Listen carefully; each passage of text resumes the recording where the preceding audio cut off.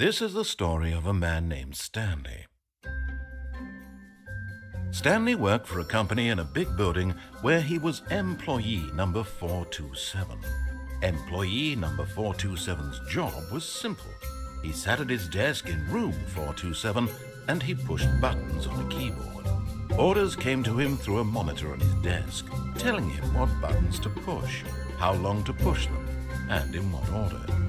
This is what employee 427 did every day of every month of every year. And although others might have considered it soul-rending, Stanley relished every moment that the orders came in, as though he had been made exactly for this job. And Stanley was happy.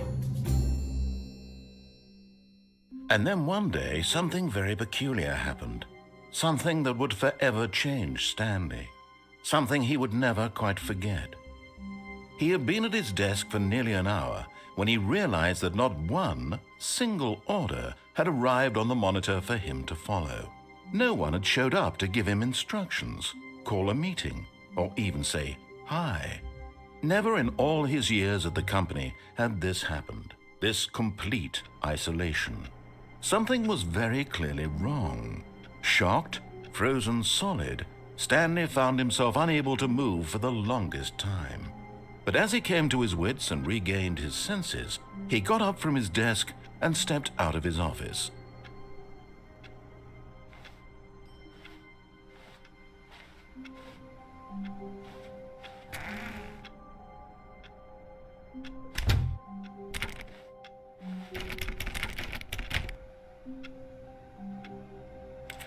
All of his co-workers were gone. What could it mean? Stanley decided to go to the meeting room. Perhaps he had simply missed a memo. No matter how hard Stanley looked, he couldn't find a trace of his co-workers.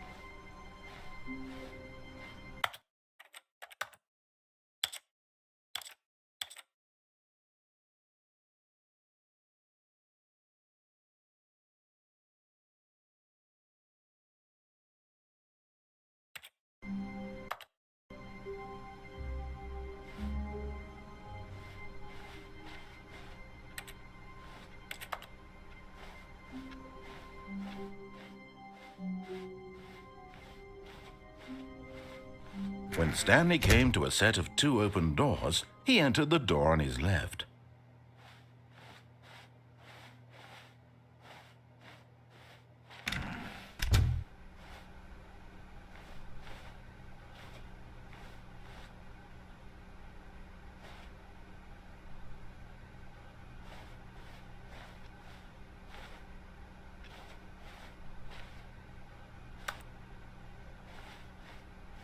Yet there was not a single person here either.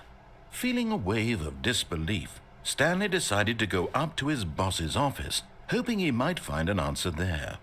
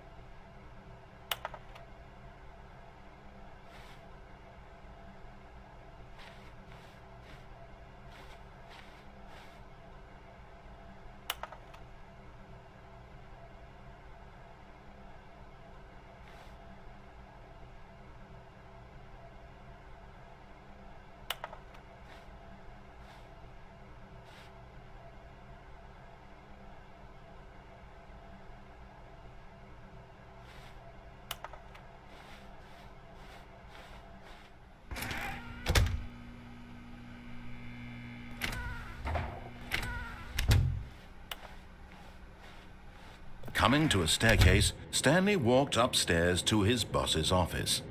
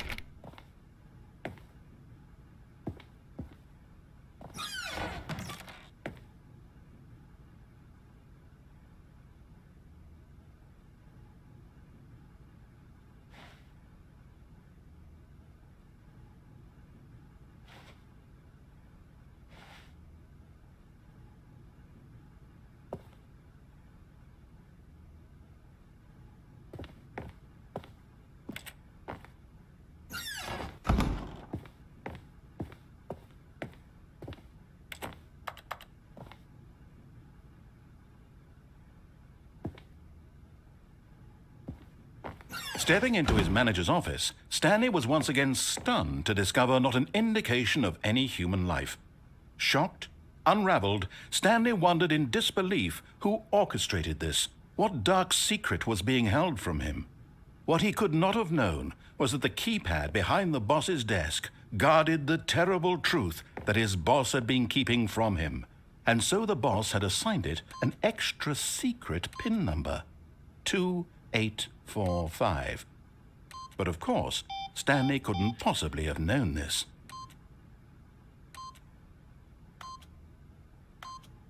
Yet incredibly, by simply pushing random buttons on the keypad, Stanley happened to input the correct code by sheer luck. Amazing. He stepped into the newly opened passageway.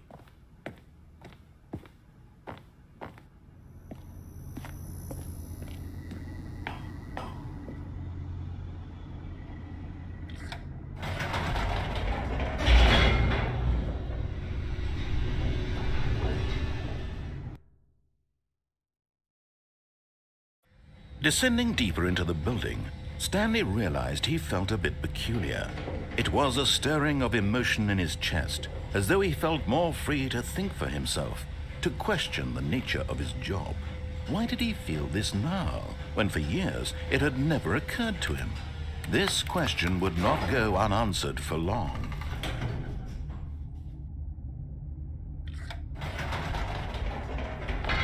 Whoops, nope, never mind. Stanley actually got back into the elevator and went back up. Silly me. Why did Stanley do that when he knew that it would just lead back to his boss's office? Well, that's a great question. I just can't wait to find out.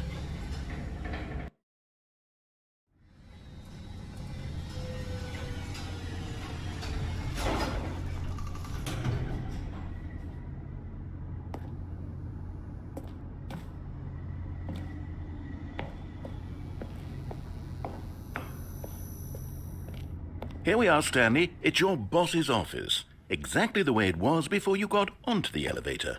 It's still just exactly what it is. What a decision you've made to come up here and look at the office again.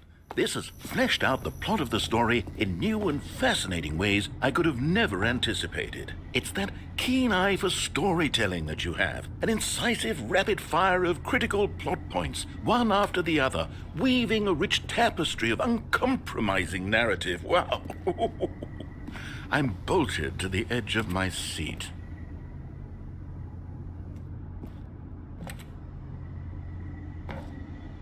Incredible. Now he's getting back into the elevator and going down again. Ladies and gentlemen, how does he keep coming up with all of this?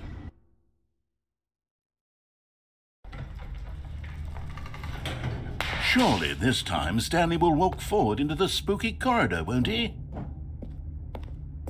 Stanley walked straight ahead through the large door that read Mind Control Facility.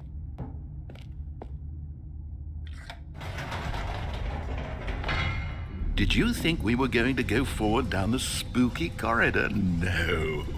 It's time once again to go back up in the elevator. I can't even begin to grapple with what might be up there. Is it the boss's office again? Or what if it's the boss's office this time? The suspense is killing me.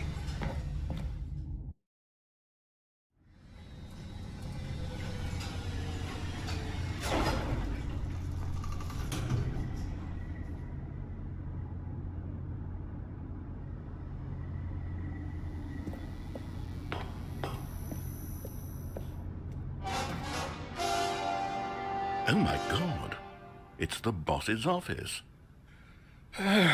This absolutely changes everything for me. Give me a time out here for a minute while I process this.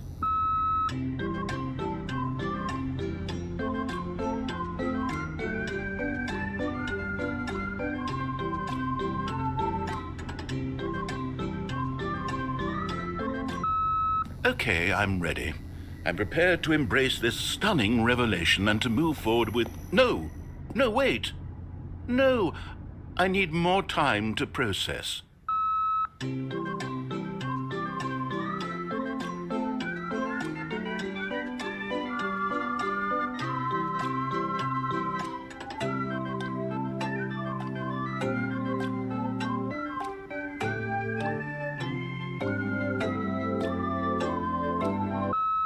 All right, I have fully come to terms with it.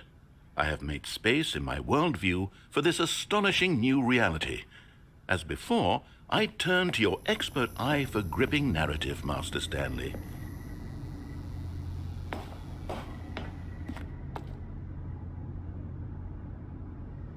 Of course, going back down in the elevator. How did I not anticipate it? I mean, sure, now it's obvious, but you have to understand that 30 seconds ago, this kind of thing had never been attempted before. I had no frame of reference to even anticipate it. That's just how revelatory Stanley's decision-making is, a breath of fresh air in a landscape of storytelling that has grown stale and repetitive.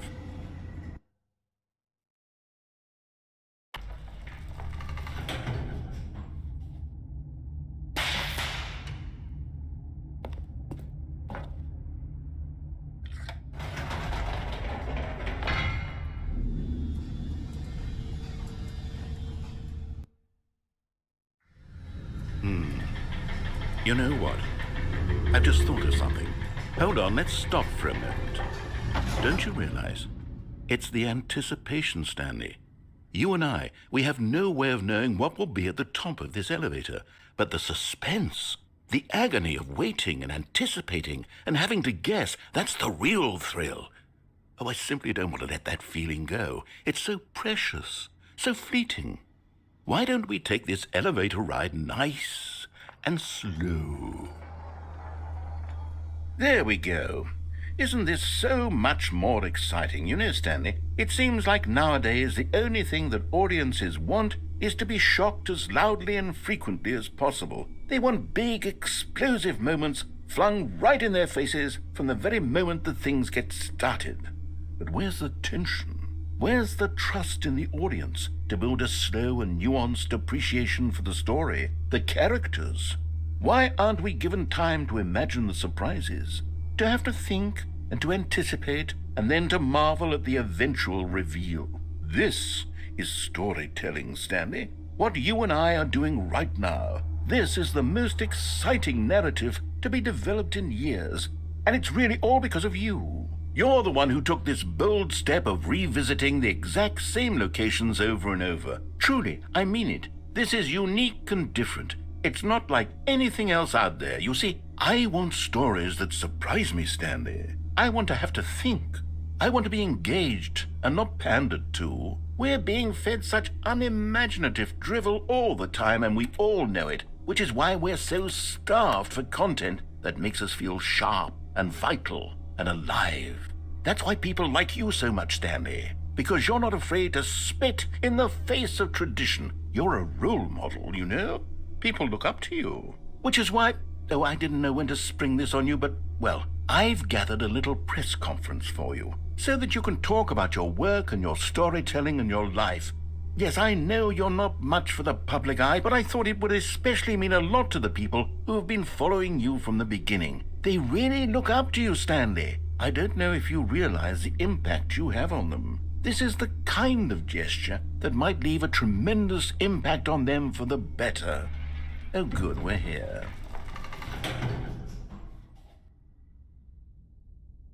Okay, the room where we're holding the press conference should be just around the corner here somewhere.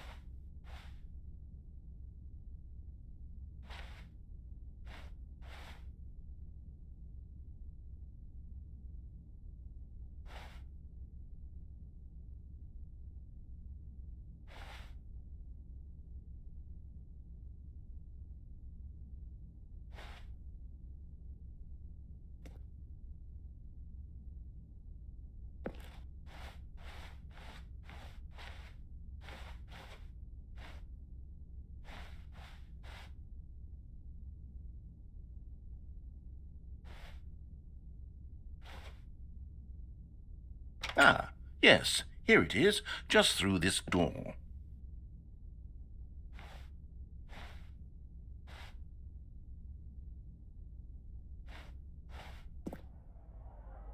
All right, are you ready? I've told them you're going to speak a little bit about the nature of surprise in storytelling and what it means to craft a truly unpredictable narrative. Oh, don't worry, you'll do great. Just be yourself and speak from the heart. I'm really proud of you, Stanley. Okay, it looks like they're ready for you. Go get 'em.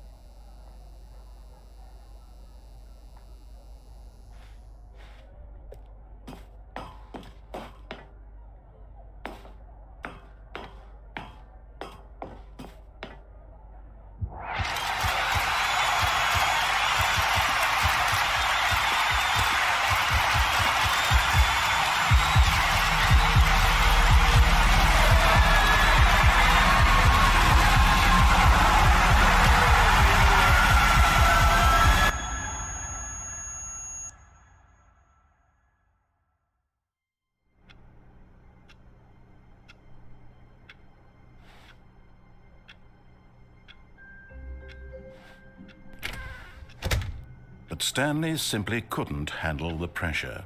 What if he had to make a decision? What if a crucial outcome fell under his responsibility? He had never been trained for that. No. This couldn't go any way except badly. The thing to do now, Stanley thought to himself, is to wait. Nothing will hurt me. Nothing will break me. In here I can be happy forever. I will be happy. Stanley waited. Hours passed, then days. Had years gone by? He no longer had the ability to tell. But the one thing he knew for sure, beyond any doubt, was that if he waited long enough, the answers would come. Eventually, someday, they would arrive. Soon, very soon now, this will end. He will be spoken to. He will be told what to do. Now it's just a little bit closer.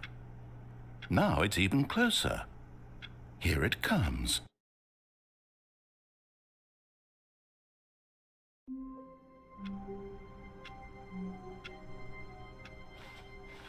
All of his co-workers were gone. What could it mean? Stanley decided to go to the meeting room. Perhaps he had simply missed a memo. Oh, please. Are you really just doing this for the achievement? Click a door 5 times. Is that all that you think an achievement is worth? No. I can't just give these merits away for such little effort. A measly 5 clicks. Now suppose you were to click the door 20 times. I would say that's the kind of effort that warrants recognition. I have to say, I'm still not feeling the satisfaction of witnessing true effort for a noble cause. Perhaps 50 clicks will do it. Yes, almost certainly 50 clicks.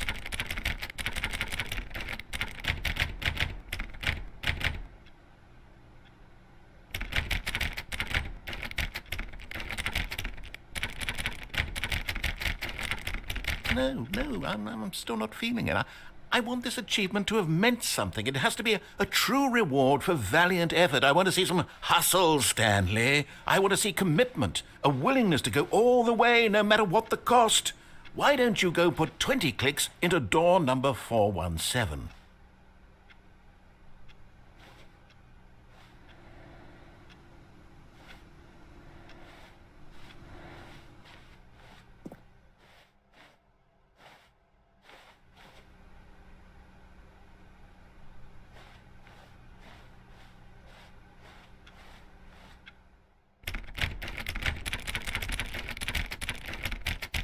Oh, great. Now, go click a few times on door 437.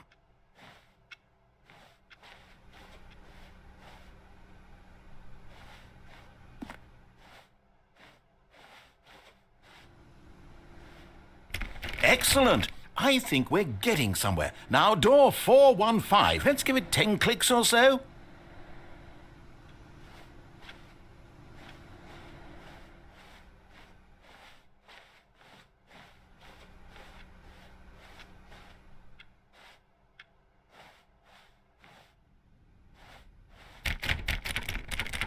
Now, back to door number 437.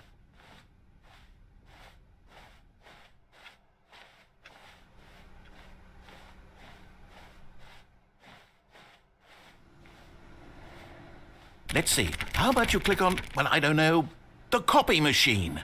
All right, back to room 417. I'm really feeling it now. I think we're getting somewhere.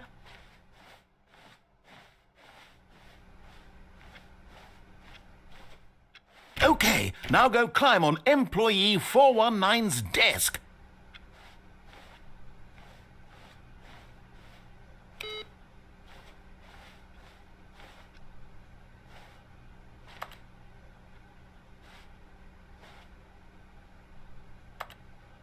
Yes! This is great! You're putting it all on the line, Stanley. I like that. All right, let's keep it up. Go give me a few clicks on door 416.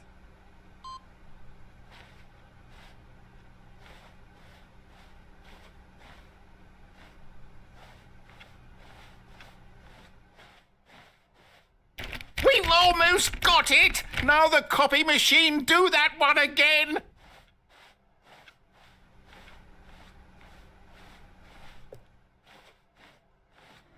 Finish it off, Stanley! 5 clicks on door 430! Yes! We did it! Oh, wow. That felt amazing. Oh, you really earned it, Stanley. Nothing could hold you back. Yes, I'm very proud of how far we've come today. Just think, only a few minutes ago you believed an achievement was worth 5 little clicks. Really now, what were you thinking?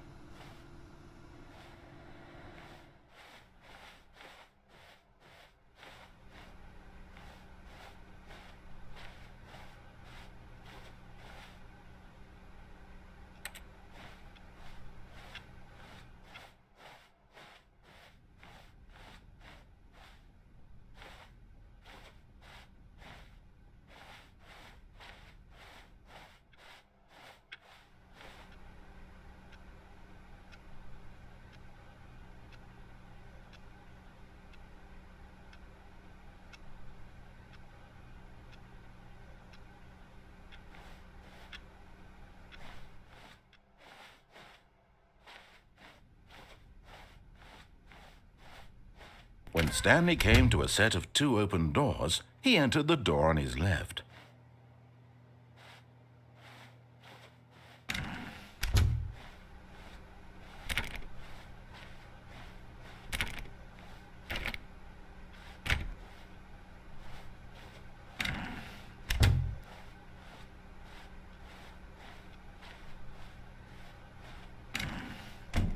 Yet there was not a single person here either.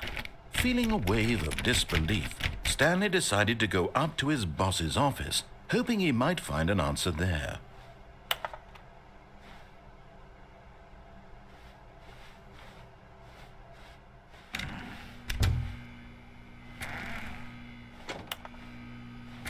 Stanley stepped into the broom closet, but there was nothing here, so he turned around and got back on track.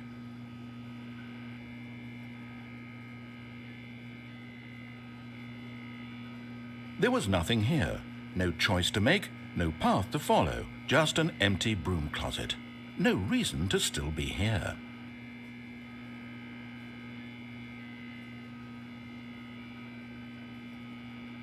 It was baffling that Stanley was still just sitting in the broom closet. He wasn't even doing anything. At least if there was something to interact with, he'd be justified in some way. As it is, he's literally just standing there doing sweet FA.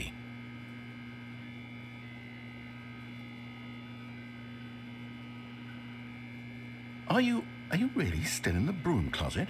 Standing around doing nothing? Why? Please offer me some explanation here. I'm genuinely confused.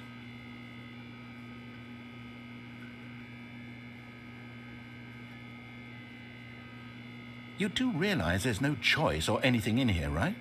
If I'd said Stanley walked past the broom closet, at least you would have had a reason for exploring it to find out. But it didn't even occur to me because literally this closet is of absolutely no significance to the story whatsoever. I never would have thought to mention it.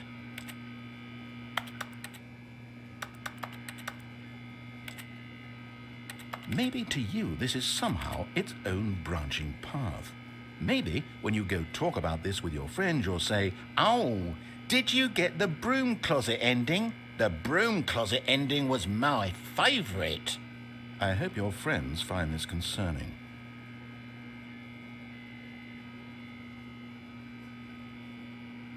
Stanley was fat and ugly and really stupid. He probably only got the job because of a family connection. That's how stupid he is. That or with drug money. Also, Stanley is addicted to drugs and hookers.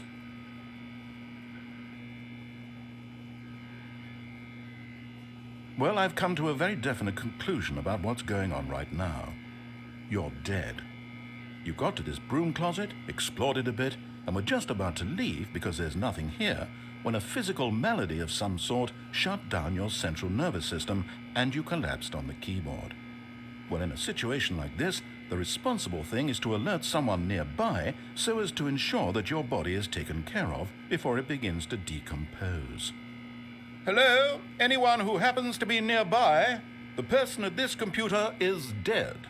They have fallen prey to any number of your countless human physiological vulnerabilities. It's indicative of the long-term sustainability of your species. Please remove their corpse from the area and instruct another human to take their place, making sure they understand basic first-person video game mechanics and filling them in on the history of narrative tropes in video gaming, so that the irony and insightful commentary of this game is not lost on them.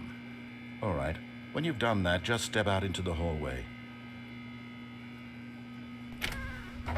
Ah, second player. It's good to have you on board. I guarantee you can't do any worse than the person who came before. Coming to a staircase, Stanley walked upstairs to his boss's office.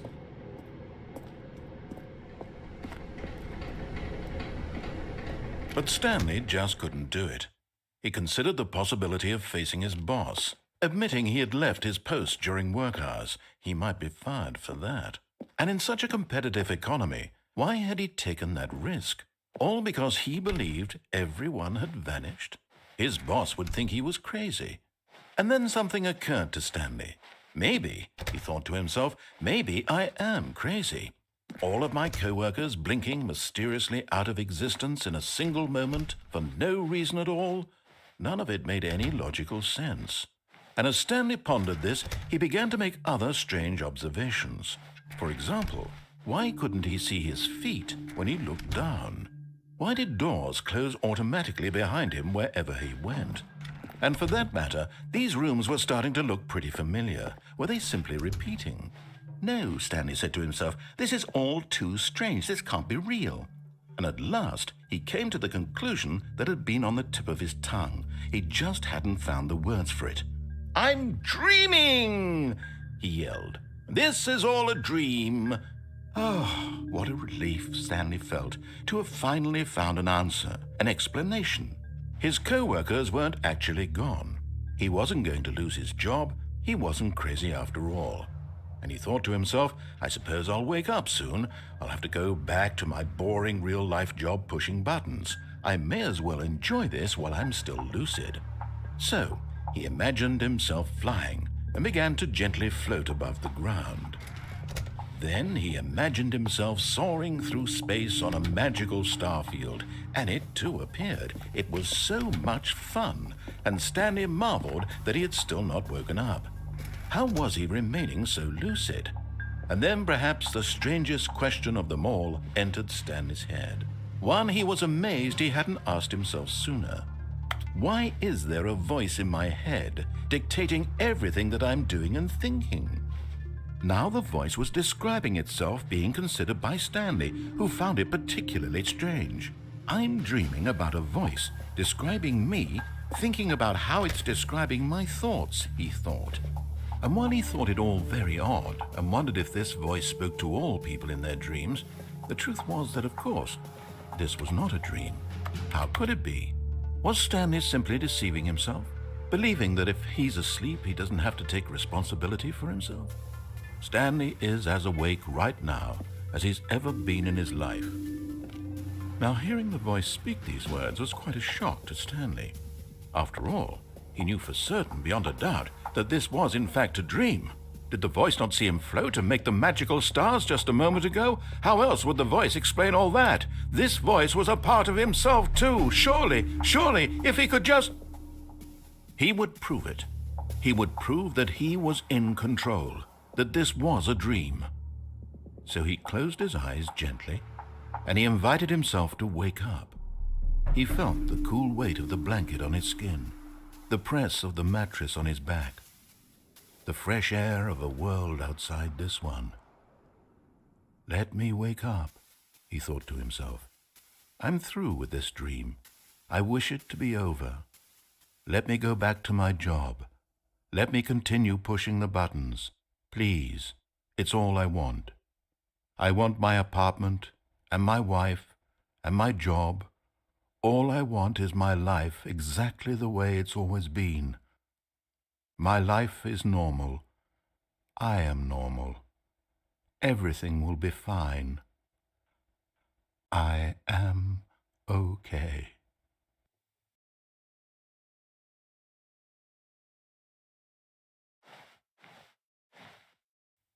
Stanley began screaming. Please, someone, wake me up. My name is Stanley. I have a boss. I have an office. I am real. Please, just someone tell me I am real. I must be real. I must be. Can anyone hear my voice? Who am I? Who am I? And everything went black.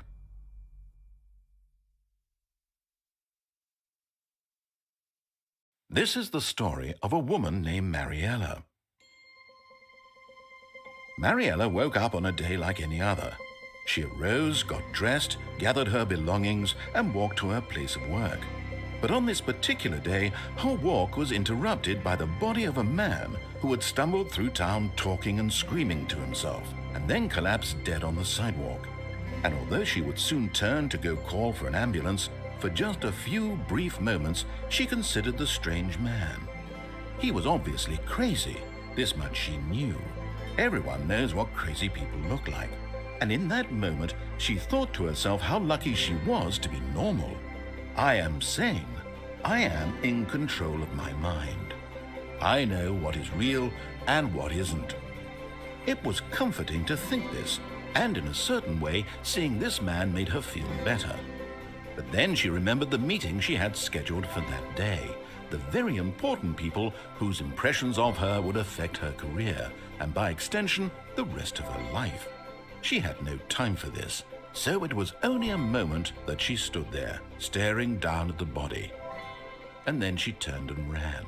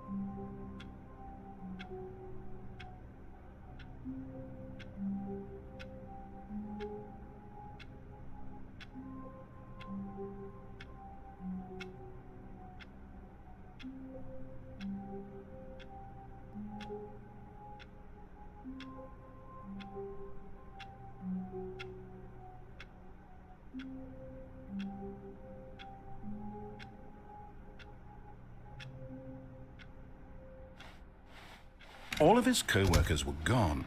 What could it mean? Stanley decided to go to the meeting room. Perhaps he had simply missed a memo. No matter how hard Stanley looked, he couldn't find a trace of his co-workers.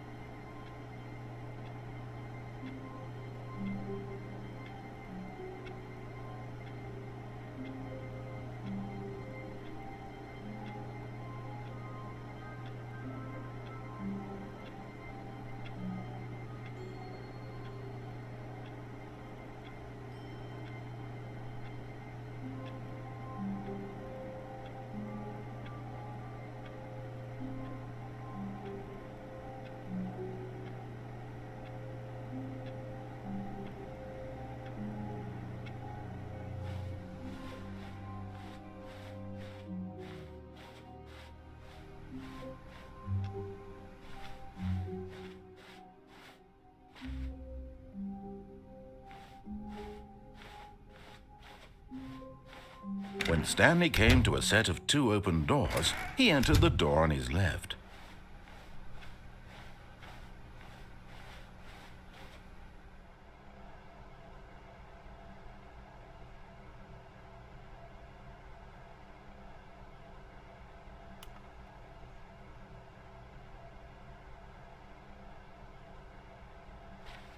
Yet there was not a single person here either.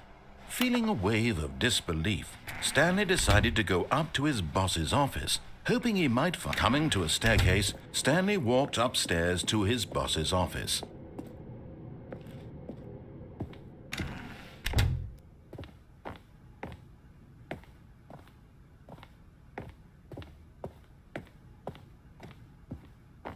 Stepping into his manager's office, Stanley was once again stunned to discover not an indication of any human life.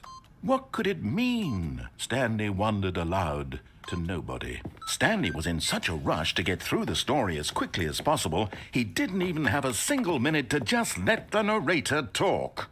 That kind of anxiety isn't healthy, so he relaxed for a few moments with some calming New Age music.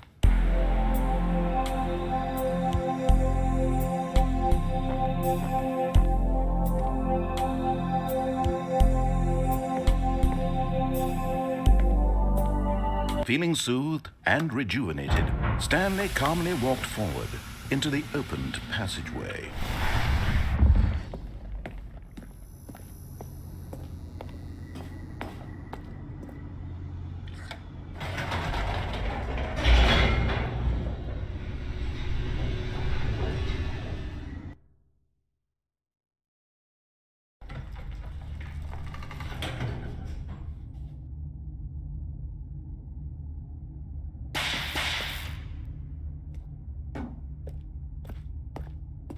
Stanley walked straight ahead through the large door that read Mind Control Facility.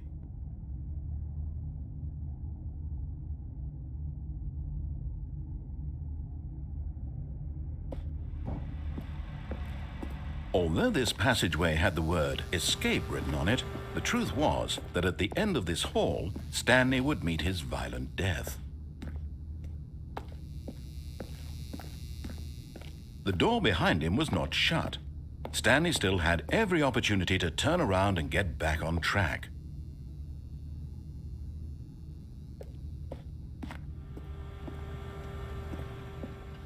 At this point, Stanley was making a conscious, concerted effort to walk forward and willingly confront his death.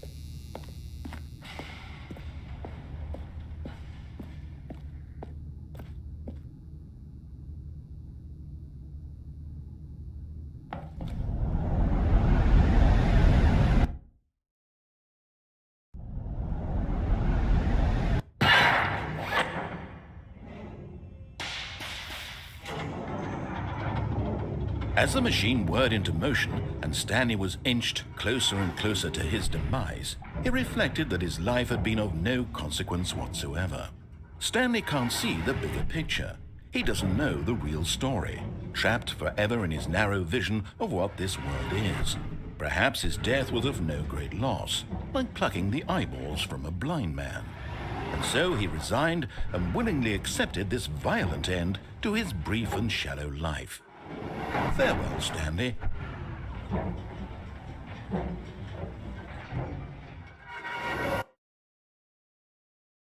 Farewell, Stanley, cried the narrator, as Stanley was led helplessly into the enormous metal jaws. In a single visceral instant, Stanley was obliterated as the machine crushed every bone in his body, killing him instantly.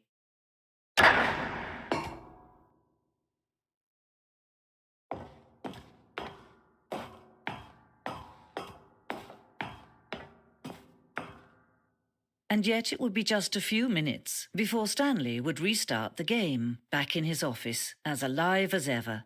What exactly did the narrator think he was going to accomplish? When every path you can walk has been created for you long in advance, death becomes meaningless, making life the same. Do you see now? Do you see that Stanley was already dead from the moment he hit start?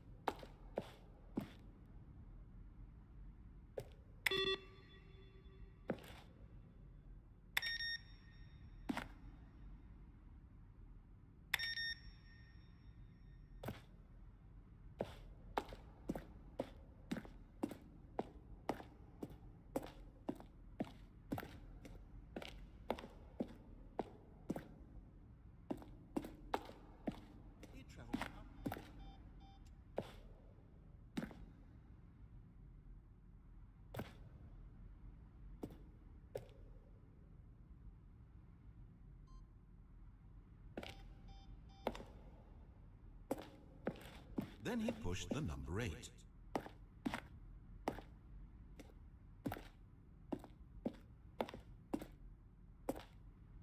When Stanley came to the lift, he traveled upward to the power source. Stanley pushed the number 6 to end this injustice forever.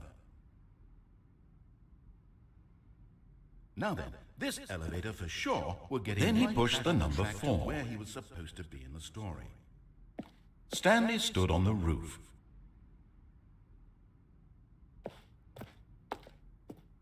Stanley stood on the snow. Stanley jumped in the river.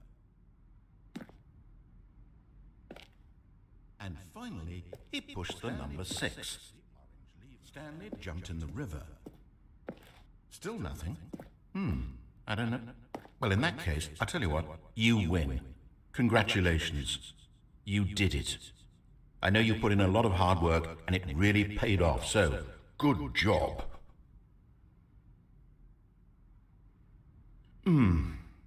What do we do now? I don't... Stanley, where are you right now? Where am I?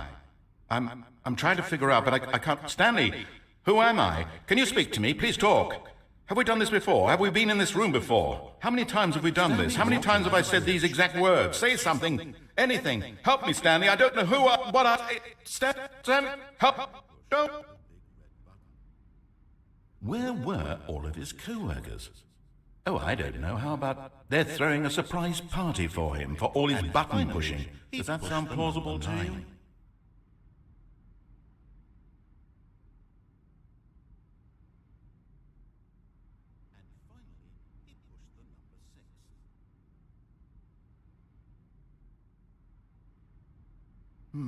Let's see. Stanley walked through the green door. Then he pushed the number 8. Stanley pushed the orange lever. Nothing there. Shoot. Well, try the other one then.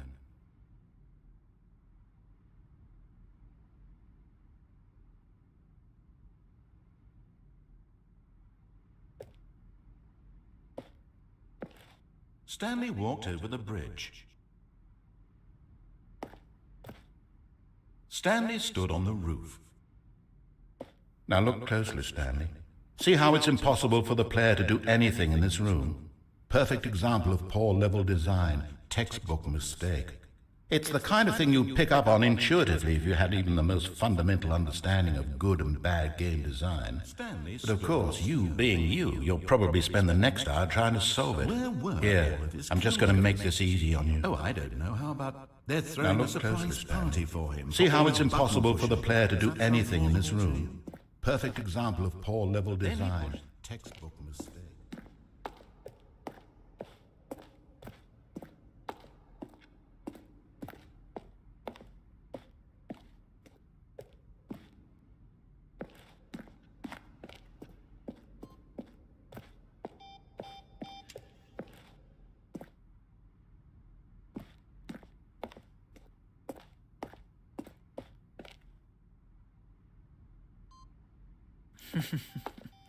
Oh, look at these two. How they wish to destroy one another. How they wish to control one another. How they both wish to be free. Can you see? Can you see how much they need one another? No, perhaps not. Sometimes these things cannot be seen. But listen to me. You can still save these two. You can stop the program before they both fail. Push escape and press quit. There's no other way to beat this game. As long as you move forward, you'll be walking someone else's path. Stop now and it'll be your only true choice. Whatever you do, choose it. Don't let time choose for you. Don't let time...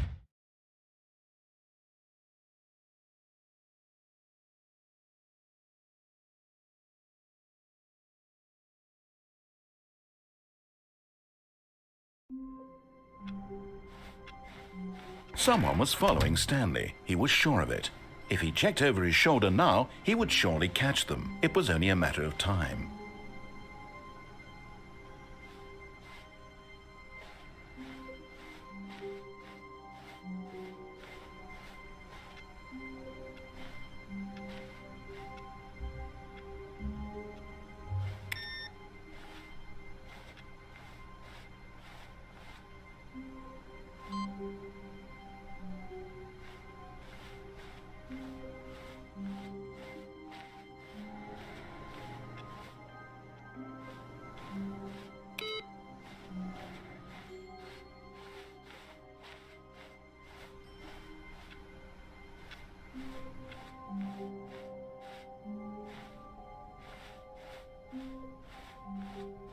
When Stanley came to a set of 2 open doors, he entered the door on his left.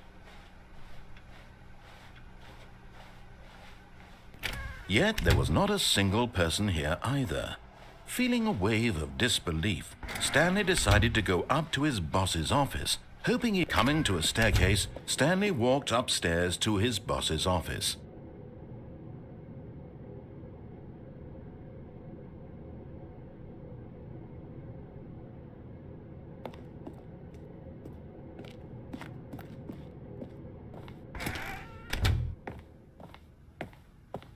Okay, I think we all know the drill by now. Blah, blah, blah. Dark secrets, the keypad. Stanley pushes some buttons. Oh, hey, look, it's a new passageway.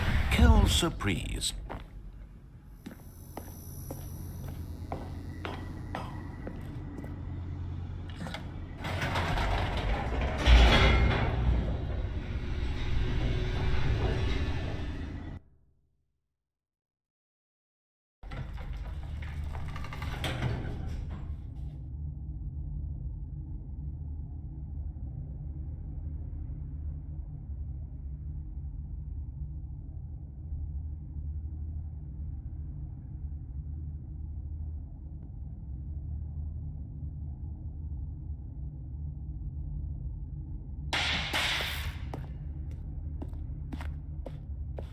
Stanley walked straight ahead through the large door that read Mind Control Facility.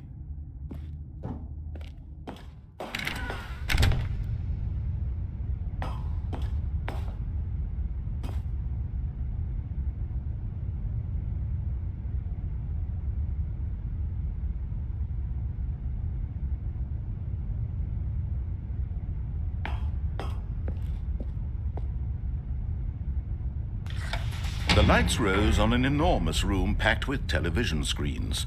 What horrible secret did this place hold? Stanley thought to himself. Did he have the strength to find out?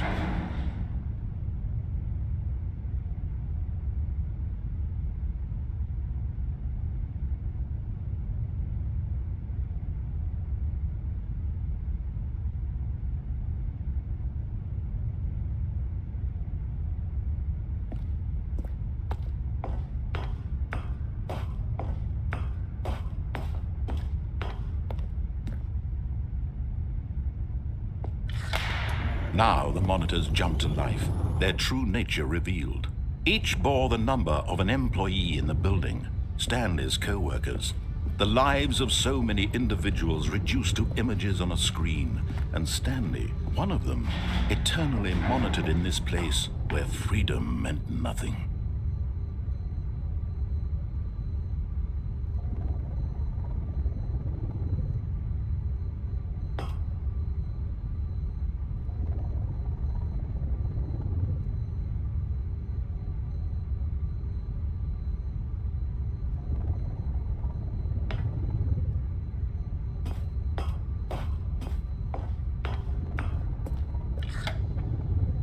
This mind control facility, it was too horrible to believe. It couldn't be true. Had Stanley really been under someone's control all this time? Was this the only reason he was happy with his boring job? That his emotions had been manipulated to accept it blindly?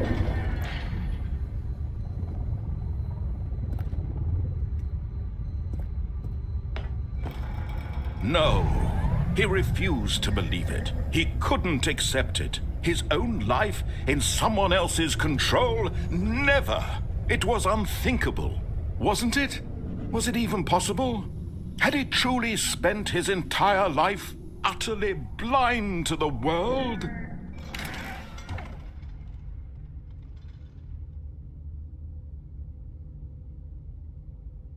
But here was the proof, the heart of the operation.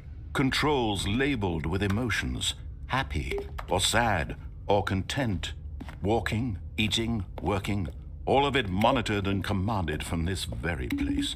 And as the cold reality of his past began to sink in, Stanley decided that this machinery would never again exert its terrible power over another human life. For he would dismantle the controls once and for all.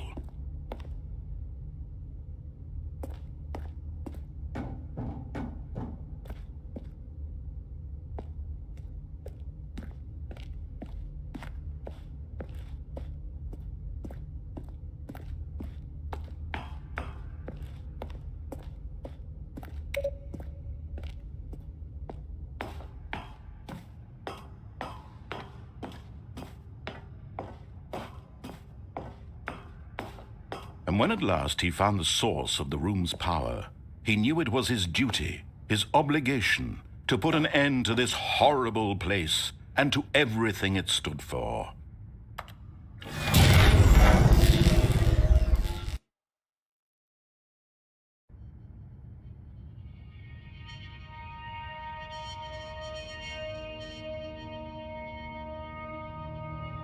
Blackness and a rising chill of uncertainty. Was it over? Yes. He had won. He had defeated the machine, unshackled himself from someone else's command. Freedom was mere moments away. And yet, even as the immense door slowly opened, Stanley reflected on how many puzzles still lay unsolved. Where had his co-workers gone? How had he been freed from the machine's grasp? What other mysteries did this strange building hold? But as sunlight streamed into the chamber, he realized none of this mattered to him, for it was not knowledge or even power that he had been seeking, but happiness. Perhaps his goal had not been to understand, but to let go. No longer would anyone tell him where to go, what to do, or how to feel. Whatever life he lives, it will be his. And that was all he needed to know. It was perhaps the only thing worth knowing. Stanley stepped through the open door.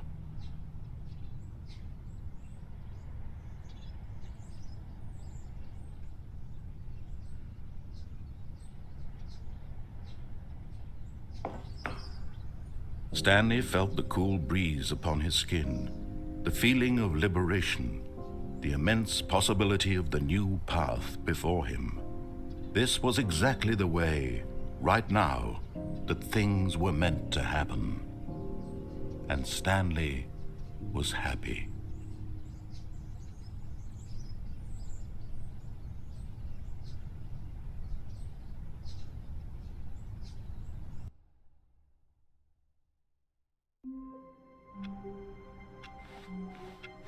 Wait, Stanley thought to himself. Am I sure that the orders stopped coming in? How is that possible? They never stopped. Surely I was mistaken.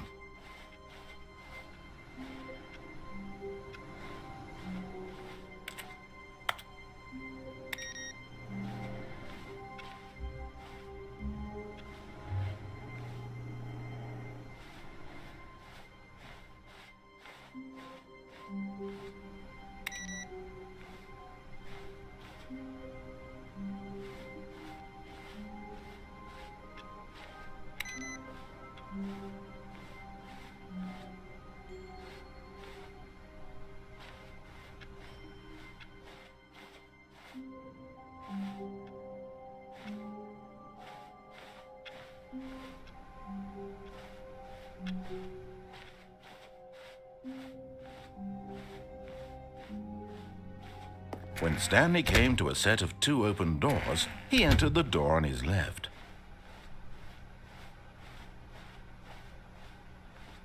Yet there was not a single person here either. Feeling a wave of disbelief, Stanley decided to go up to his boss's office, hoping he might find an answer there. Oh no, no, not again. I won't be part of this. I'm not going to encourage you. I'm not going to say anything at all. I'm just going to be patient and wait for you to finish whatever it is you enjoy doing so much in this room. Please take your time.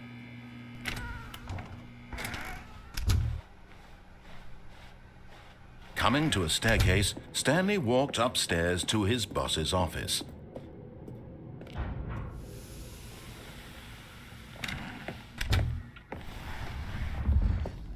Here's the door, just go.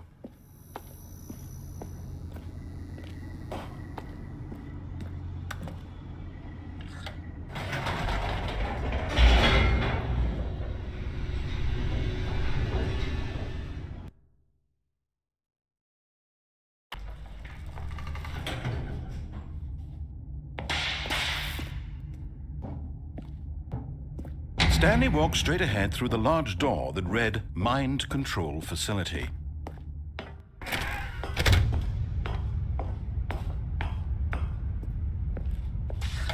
The lights rose on an enormous room packed with television screens. What horrible secret did this place hold? Stanley thought to himself. Did he have the strength to find out?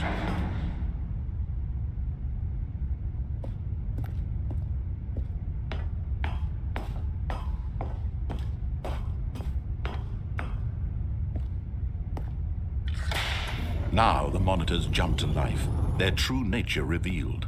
Each bore the number of an employee in the building, Stanley's co-workers.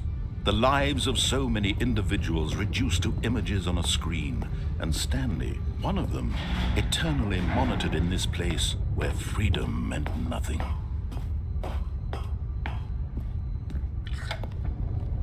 This mind control facility, it was too horrible to believe. It couldn't be true. Had Stanley really been under someone's control all this time? Was this the only reason he was happy with his boring job? That his emotions had been manipulated to accept it blindly? No, he refused to believe it. He couldn't accept it. His own life in someone else's control? Never! It was unthinkable, wasn't it? Was it even possible? Had he truly spent his entire life utterly blind to the world?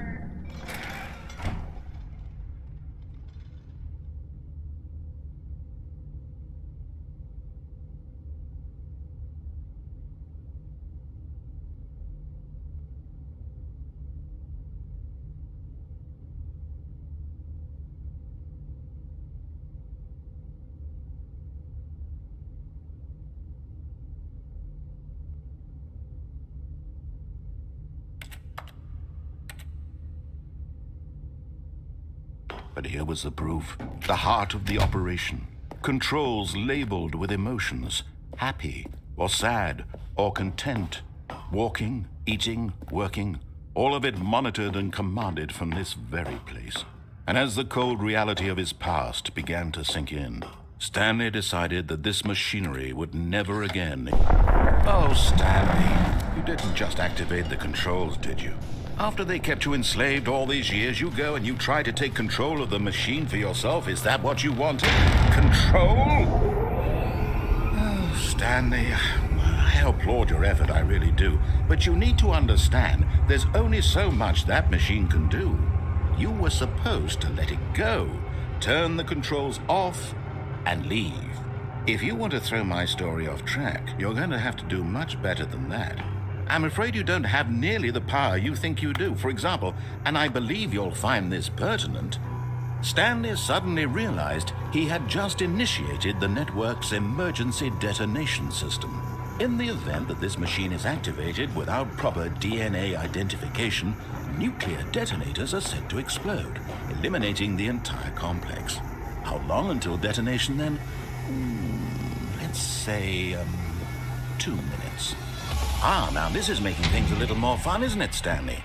It's your time to shine. You are the star. It's your story now. Shape it to your heart's desires. Oh, this is much better than what I had in mind. What a shame we have so little time left to enjoy it. Mere moments until the bomb goes off. But what precious moments each one of them is. More time to talk about you, about me, where we're going. What all this means, I barely know where to start. What's that? You'd like to know where your co-workers are? A moment of solace before you're obliterated? All right, I'm in a good mood. You're gonna die anyway. I'll tell you exactly what happened to them. I erased them. I turned off the machine. I set you free. Of course, that was merely in this instance of the story. Sometimes when I tell it, I simply let you sit there in your office forever, pushing buttons endlessly and then dying alone. Other times, I let the office sink into the ground, swallowing everyone inside, or I let it burn to a crisp. I have to say this, though, this version of events has been rather amusing. Watching you try to make sense of everything and take back the control wrested away from you, it's quite rich. I almost hate to see it go. But I'm sure whatever I come up with on the next go-around will be even better. My goodness, only 34 seconds left. But I'm enjoying this so much. You know what? To hell with it. I'm going to put some extra time on the clock. Why not? These are precious additional seconds, Stanley. Time doesn't grow on trees. Oh dear me, what's the matter, Stanley? Is it that you have no idea where you're going or what you're supposed to be doing right now? Or did you just assume when you saw that timer that something in this room was capable of turning it off? I mean, look at you. Running from button to button, screen to screen, clicking on every little thing in this room. These numbered buttons, no, these colored ones. Or maybe this big red button, or this door. Everything, anything, something here will save me. Why would you think that, Stanley? That this video game can be beaten? Won? Solved? Do you have any idea what your purpose in this place is? Stanley, you're in for quite a disappointment. But here's a spoiler for you. That timer isn't a catalyst to keep the action moving along. It's just seconds ticking away to your death. You're only still playing instead of watching a cutscene because I want to watch you for every moment that you're powerless, to see you made humble. This is not a challenge, it's a tragedy. You wanted to control this world, that's fine. But I'm going to destroy it first, so you can't. Take a look at the clock, Stanley. That's 30 seconds you have left to struggle. 30 seconds until a big boom and then nothing. No ending here, just you being blown to pieces. Will you cling desperately to your frail life, or will you let it go peacefully? Another choice. Make it count, or don't. It's all the same to me, all a part of the joke. And believe me, I will be laughing at every second of your inevitable life from the moment we fade in until the moment I say, happily ever up.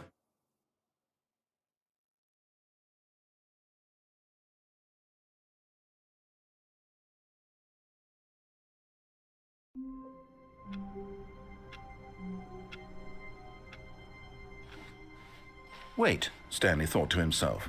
Am I sure that the orders stopped coming in? How is that possible? They never stopped. Surely I was mistaken.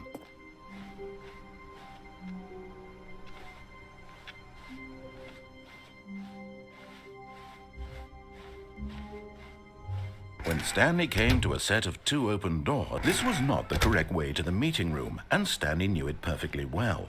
Perhaps he wanted to stop by the employee lounge first, just to admire it. Ah, yes, truly a room worth admiring. But eager to get back to business, Stanley took the first open door on his left.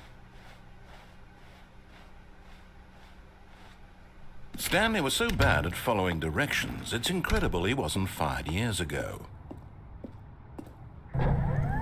Look, Stanley, I think perhaps we've gotten off on the wrong foot here. I'm not your enemy, really, I'm not. I realize that investing your trust in someone else can be difficult, but the fact is that the story has been about nothing but you all this time. There's someone you've been neglecting, Stanley. Someone you forgot. What? Really? I was in the middle of something. Do you have zero consideration for others? Are you that convinced that I want something bad to happen to you? Why, I don't know how to convince you of this, but I really do want to help you, to show you something beautiful. Look, let me prove it. Let me prove that I'm on your side. Give me a chance. Now listen carefully, this is important. Stanley walked through the red door.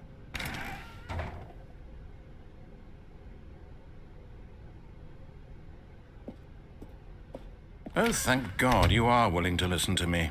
Do you see that I really have wanted you to be happy all this time? The problem is all these choices. The two of us always trying to get somewhere that isn't here. Running and running and running, just the way you're doing right now. Don't you see that it's killing us, Stanley? I wanted to stop. We would both be so much happier if we just stopped. And I think I have a solution. Here, let me show you.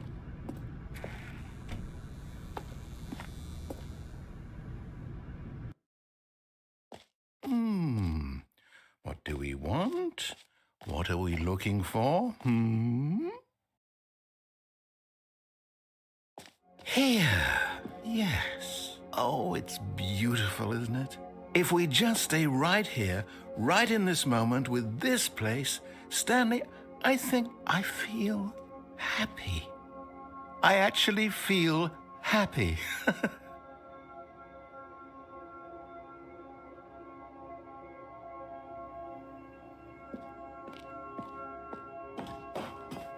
No, wait. Where are you going? Right. Where were we?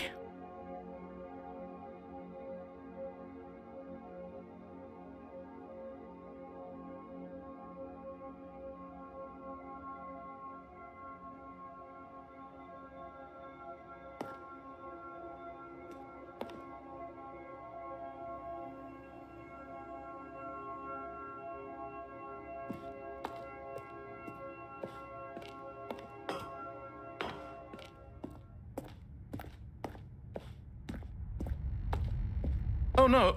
Stay away from those stairs. If you hurt yourself, if you die, the game will reset. We'll lose all of this.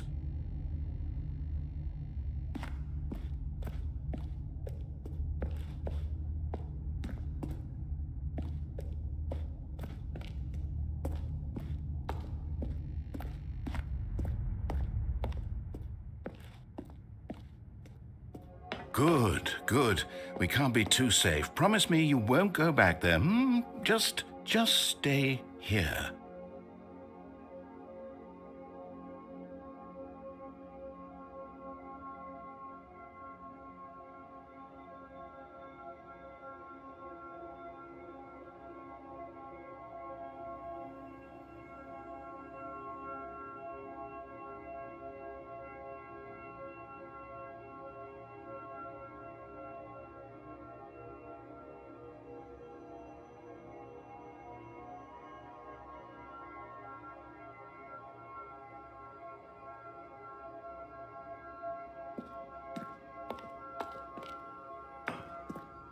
No! What do we talk about? You're risking everything we achieved here.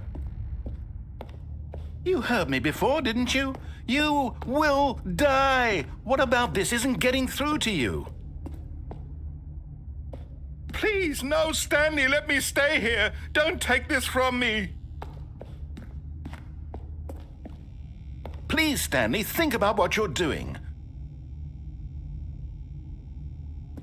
No! Oh, thank God you lived. You had me worried there for a moment. Now, can we please get back to the other room?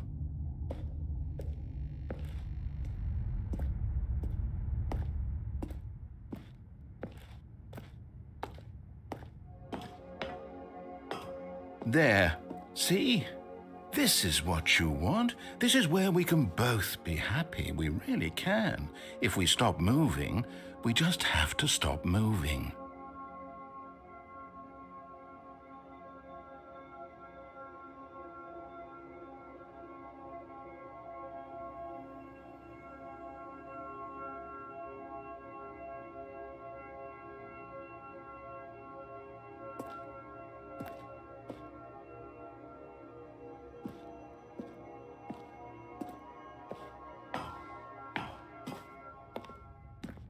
Stanley, go back.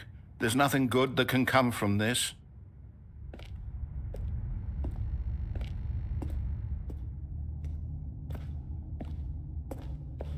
No. No, what are you doing, Stanley? Please, I'm asking you not to take this away from me. I can't go back to what I was before. If you die, we'll both go back. Why are you doing this? Do you just not believe me? What can I say to convince you?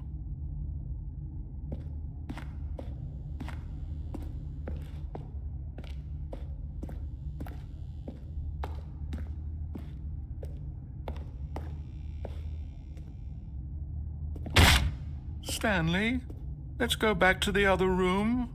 Can you do that for me?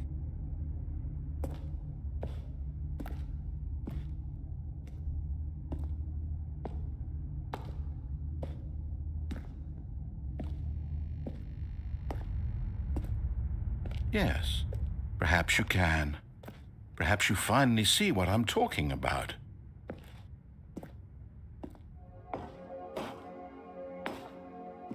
I know you'll see that we can't be happy if we leave this place. You can see that, can't you?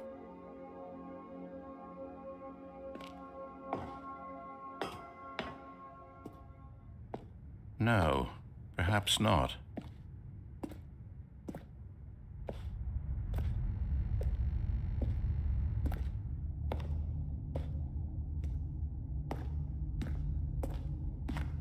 My God, is this really how much you dislike my game? That you'll throw yourself from this platform over and over to be rid of it? You are literally willing to kill yourself to keep me from being happy. Am I reading the situation correctly?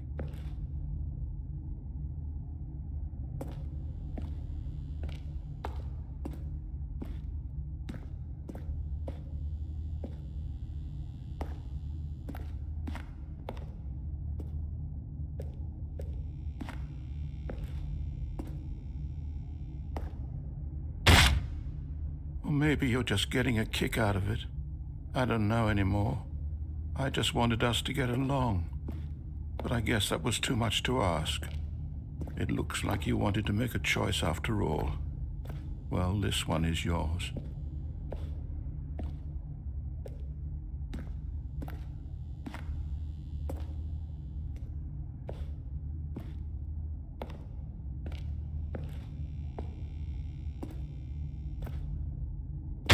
Is it over? It's going to restart, isn't it? I'm going back.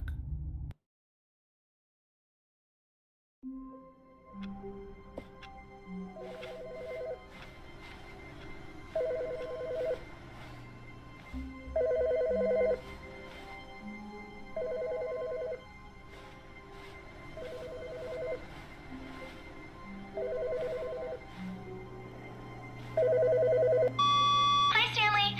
Just wanted to leave you a message to let you know there's a few things I need you to pick up on your way home from work today.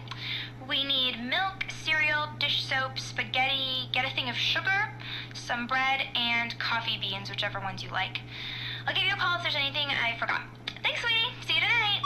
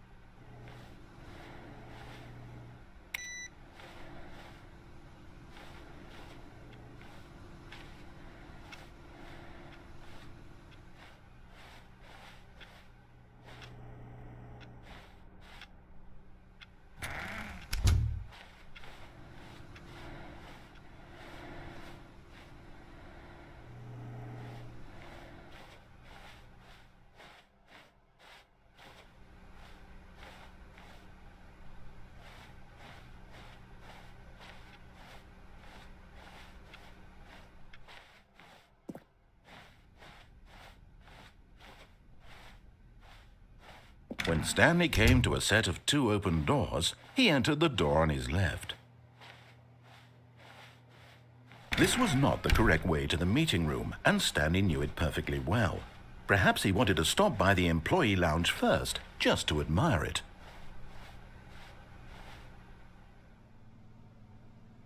Wow, yes, this room. But eager to get back to business, Stanley took the first open door on his left.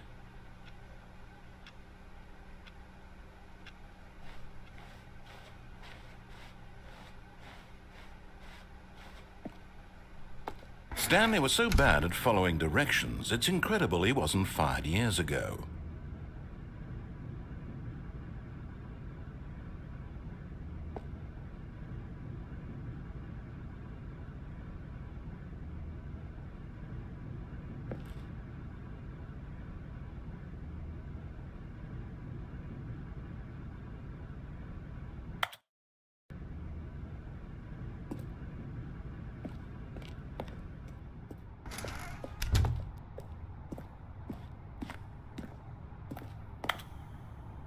But in his eagerness to prove that he is in control of the story and no one gets to tell him what to do, Stanley leapt from the platform and plunged to his death. Good job, Stanley. Everyone thinks you are very powerful.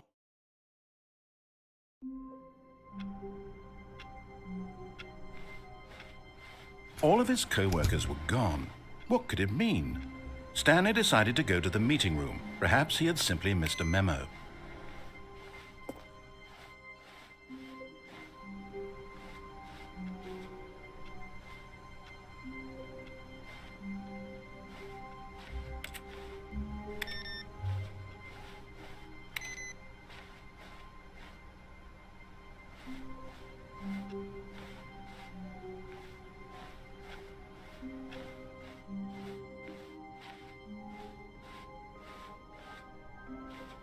When Stanley came to a set of 2 open doors, this was not the correct way to the meeting room, and Stanley knew it perfectly well.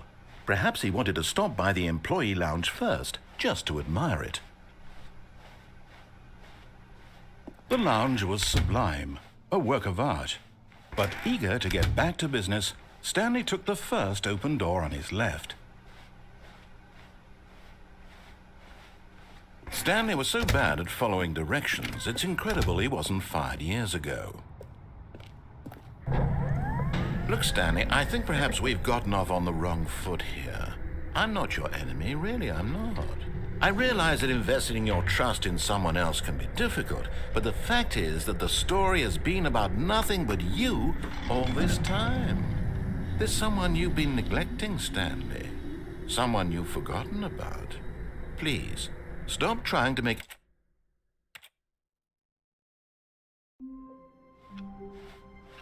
I can't wait to tell this story to my co-workers, Stanley thought. How amusing they'll find it.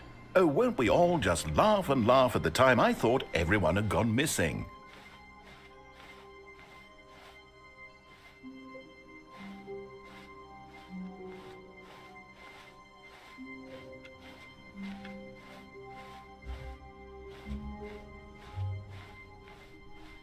When Stanley came to a set of 2 open doors, this was not the correct way to the meeting room, and Stanley knew it perfectly well.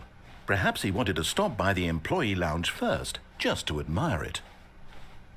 Standing now in this incredible room, Stanley for the first... But eager to get back to business, Stanley took the first open door on his left.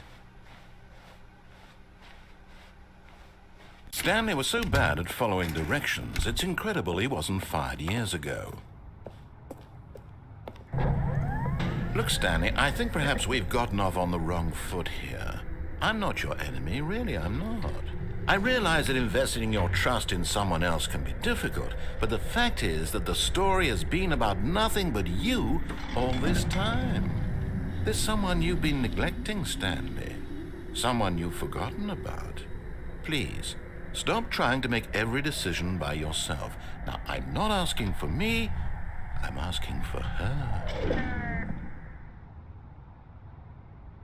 This is it, Stanley.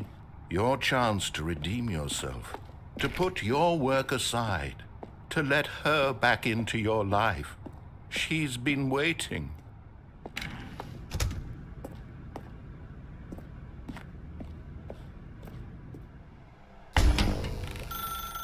That's her, Stanley. You need to be the one to do this, to reach out to her. If you... Oh, no, you can't... Did you just unplug the phone? No, that wasn't supposed to be a choice. How did you do that? You actually chose incorrectly? I didn't even know that was possible. Let me double check. No, it's definitely here, clear as day. Stanley picks up the phone. He's taken to his apartment where he finds his wife, and the two pledge themselves to one another. Music comes in, fade to white, roll credits. Not picking up the phone is actually somehow an incorrect course of action. How is that even possible? None of these decisions were supposed to mean anything. I don't understand. How on earth are you making meaningful choices? What did you... Wait a second. Did I just see... No, that's not possible. I can't believe it. How had I not noticed it sooner? You're not Stanley. You're a real person. I can't believe I was so mistaken. This is why you've been able to make correct and incorrect choices. And to think I've been letting you run around in this game for so long. If you'd made any more wrong choices, you might have negated it entirely. It's as though you completely ignored even the most basic safety protocol for real-world decision-making. Or did you not grasp the severity of the situation? Well, I won't have that kind of risk on my watch. I'm going to stop the game for a moment so we can educate you properly on safe decision-making in the real world. Please observe this helpful instructional video. Choice. It's the best part of being a real person, but if used incorrectly can also be the most dangerous. For example, in this scenario, a hypothetical real person named Rupert has a choice. He could invent a machine that eliminates food shortages across the world to make life better for all people. Or he could spend years of hard work forgetting how to read. Which choice would you make? Remember that unlike here, the real world makes sense, and at no time should you make a choice that does not conform to rational logic. If you find yourself speaking with a person who does not make sense, in all likelihood, that person is not real. Allow the person to finish their thought, then provide an excuse why you cannot continue talking. Turn to a partner and practice saying, "My goodness, is it 4:30? I'm supposed to be having a back, sack, and crack." Excellent. Making choices on a regular basis is the best part to a healthy decision-making process. Most medical professionals recommend making at least 8 choices per day. Do you make more than 8? Less? And finally, if you begin to wonder if your choices are actually meaningful and whether you'll ever make a significant contribution to the world, just remember that in the vast infiniteness of space, your thoughts and problems are materially insignificant, and the feeling should subside. At this time, your instructor will guide you in an exercise to test and reinforce the material covered in this video. Welcome back. You may have noticed that this room has begun to deteriorate as a result of narrative contradiction. But not to worry. Now that you're properly informed on good decision-making, we're going to revisit a choice you made just a few minutes ago and see what the correct thing to do would have been. This way, please.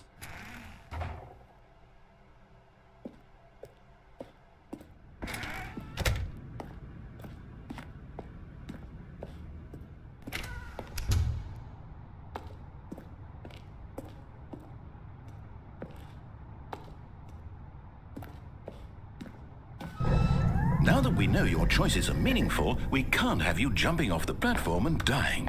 Imagine the main character dying senselessly halfway through the story. That story would make no sense at all. We just need to get you home as soon as possible before the narrative contradiction gets any worse. Unfortunately, it seems this place is not well equipped to deal with reality.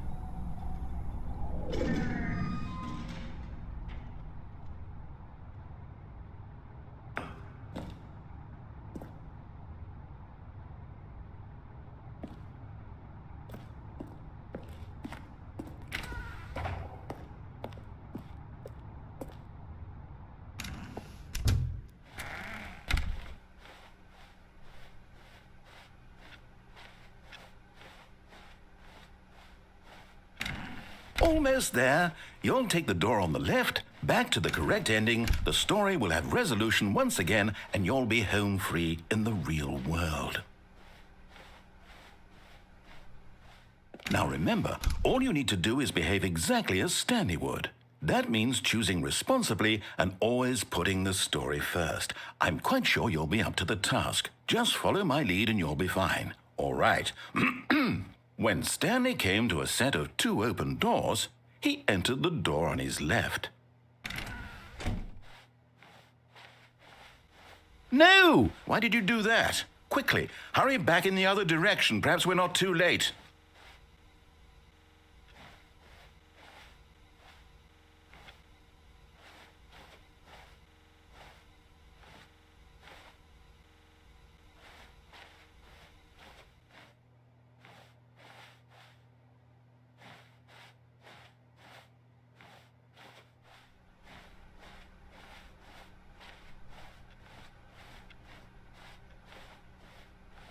Oh, it's ruined. I can't believe, after everything we talked about, that my story, you've destroyed my work. Why? For what? What did you get out of that? What did you think was so special about seeing the game undone, left here like so much garbage? It's worthless now. And what am I supposed to do? Even if there were a way to continue, would it be worth it? To know that my story is now incorrect? How can I go back to that? I can't erase that knowledge. I'll have to live with it forever, reliving its impossibility forever. I couldn't live that way. Is it better to shut the game down entirely? To willingly destroy all of my work? I don't know. What's the answer? What do I do? What do I do? What do I... No, I have to. I have to shut the game down. I have to. I have to.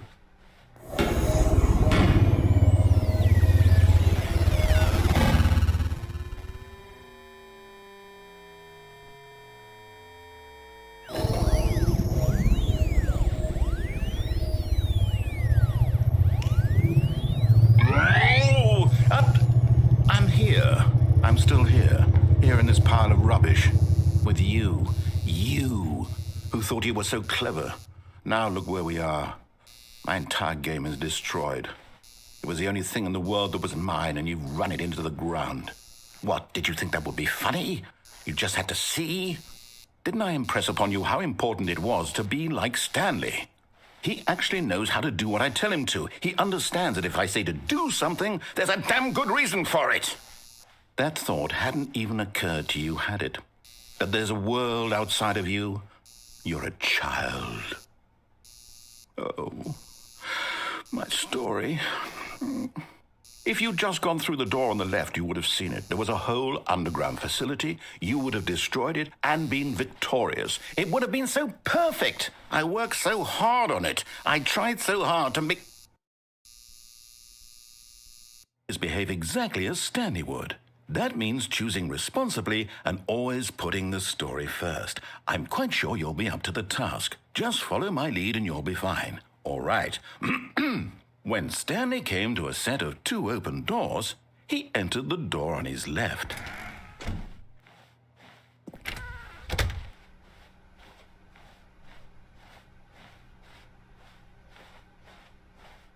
Yet there was not a single person here either. Feeling a wave of disbelief, Stanley decided to go up to his boss's office, hoping he might find an answer there.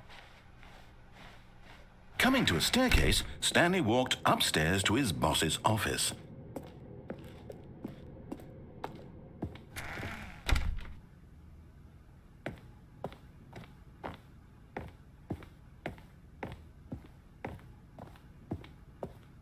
Stepping inside his manager's office, Stanley was once again stunned to discover not an indication of any human life. Shocked, unraveled, Stanley wondered in disbelief who orchestrated this, until he saw the door with a voice receiver next to it. Surely behind this door lay all the answers to his questions. And beyond all probability, he knew the passcode. He had seen it on his boss's computer just last week. Night Shark 115. Was this the code to open the door? Would it still work? There was only one way to find out. Stanley had been trained never to speak up, but now he would draw from within himself the courage to face the unknown.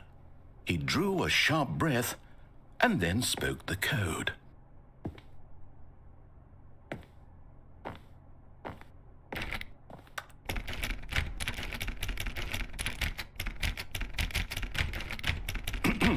Stanley spoke the code. Night Shark 115. He spoke it into the receiver, right there on the wall.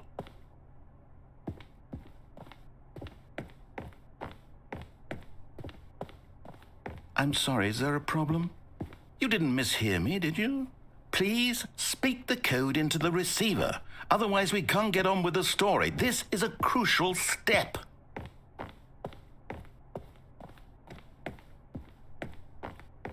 Okay, fine, you're not going to do it, but you know what? It's pretty humiliating to bring you this far, only for you to suddenly decide you have better things to do. I asked you for this one single thing, for your respect. The kind of respect Stanley shows for his choices. He knows what it means to take a story seriously. If you didn't want to see what I had to show you, then why did you come here? You had a choice, you know. You could have gone through the door on the right. You could have done whatever the hell you wanted over there. Why did you come this way? Speak. Say something to me. Explain yourself, you coward. You... When Stanley came to a set of 2 open doors, he entered the door on his left. Stanley? Hello? Are you... Is everything okay? Stanley, please. I need you to make a choice. I need you to walk through the door. Are you listening to me? Can you hear me? Is everything all right? Stanley, this is important. The story needs you. It needs you to make a decision. It cannot exist without you. Do you understand me? Whatever choice you make is just fine. They're both correct. You cannot be wrong here. We can work together. I'll accept whatever you do. I simply need you to take that step forward, please. Choose. Do something. Anything. This is more important than you can ever know. I need this. The story needs it. So, you hear me? Are you there? Are you listening to this? Stanley, are you there? Okay. It's okay, I can wait. You need time to decide. Time to make sure your choice is correct. That is the best choice. That's all right. I'll wait for you to decide what's the right thing to do. Take as much time as you need.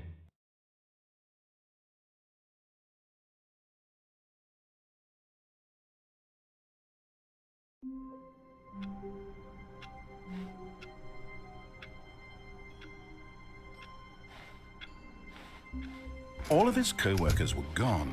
What could it mean? Stanley decided to go to the meeting room. Perhaps he had simply missed a memo.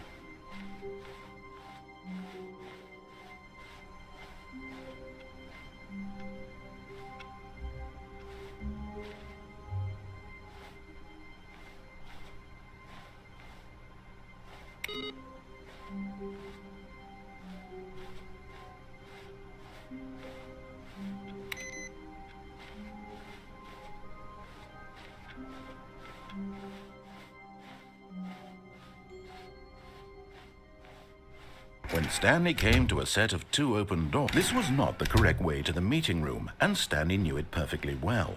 Perhaps he wanted to stop by the employee lounge first, just to admire it. Stanley felt lightheaded, butterflies in his stomach. Giddy in a way, but eager to get back to business, Stanley took the first open door on his left.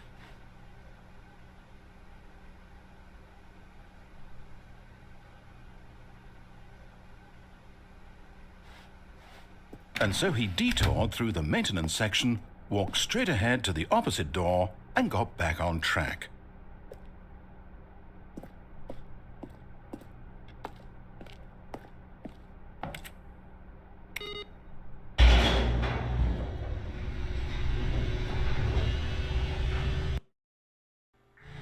But Stanley didn't want to go back to the office.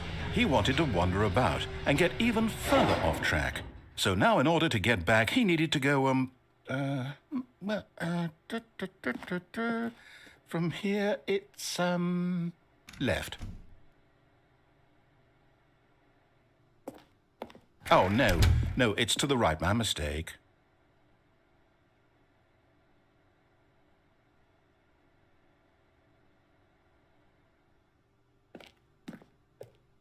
No, not the right.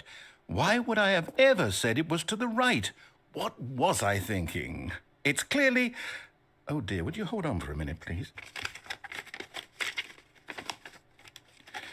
Now, let's see. We went down right, left, down, left, right. Yep, okay, yes. I've got it now. This story is absolutely, definitely this way.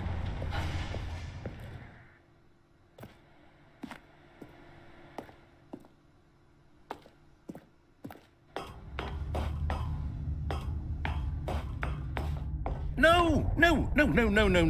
This isn't right at all. You're not supposed to be here yet. This is all a spoiler. Quick, Stanley, close your eyes. Okay. We just have to get back to, oh, who am I kidding? It's all rubbish now. The whole story completely unusable. How about, rather than waste my time trying to salvage this nonsense, we'll just restart the game from the beginning. And this time, suppose we don't wander so far off track, Okay, from the top.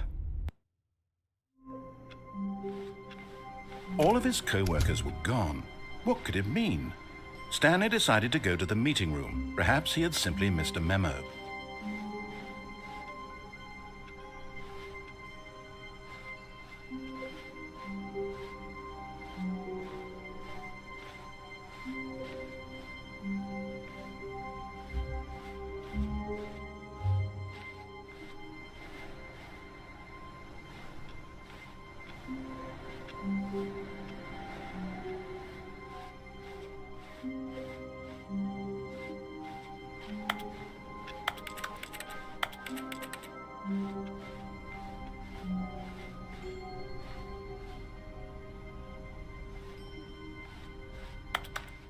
When Stanley... Wait, what? No, I restarted. I swear I definitely restarted the game over, completely fresh. Everything should be... Oh, did something change?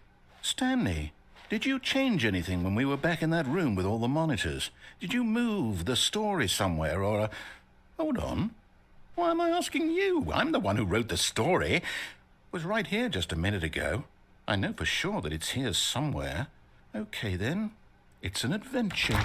Come, Stanley. Let's find the story.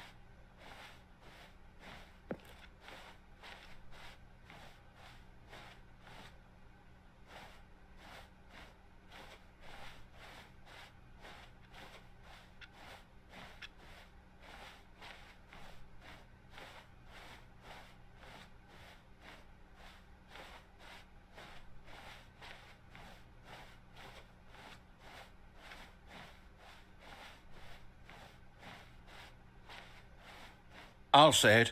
This is the worst adventure I've ever been on. I can promise you there definitely was a story here before. Do we need to restart the game again?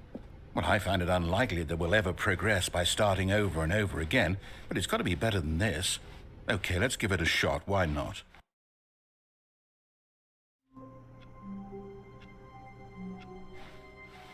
All of his co-workers were gone. What could it mean? Stanley decided to go to the meeting room. Perhaps he had simply missed a memo.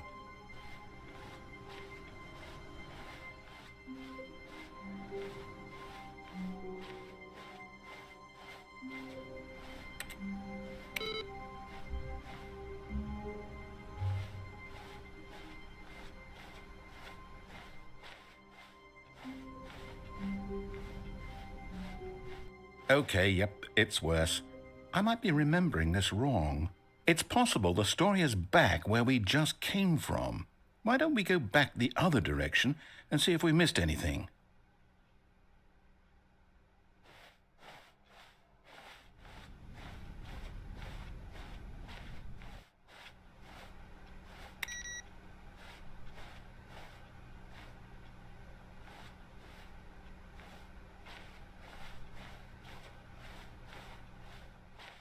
Aha! I knew we'd miss something. The story. Here it comes.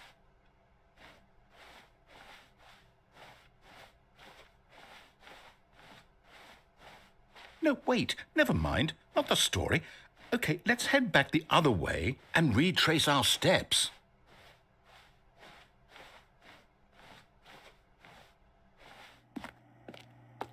Now this... Well, I'll be honest, I don't recognize this place at all. Is this the story?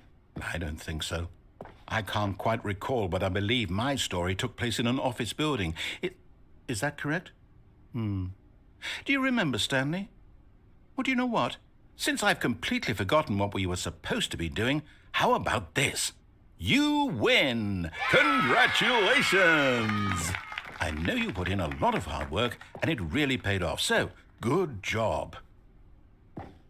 Oh, no, I don't feel right about this at all.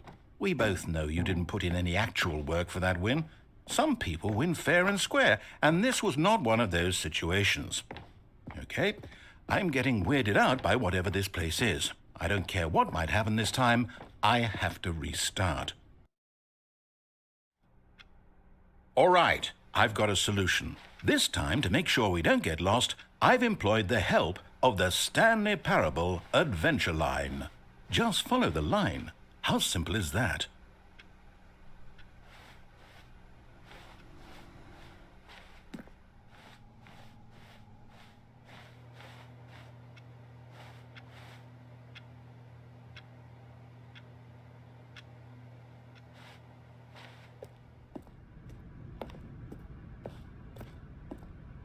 You see?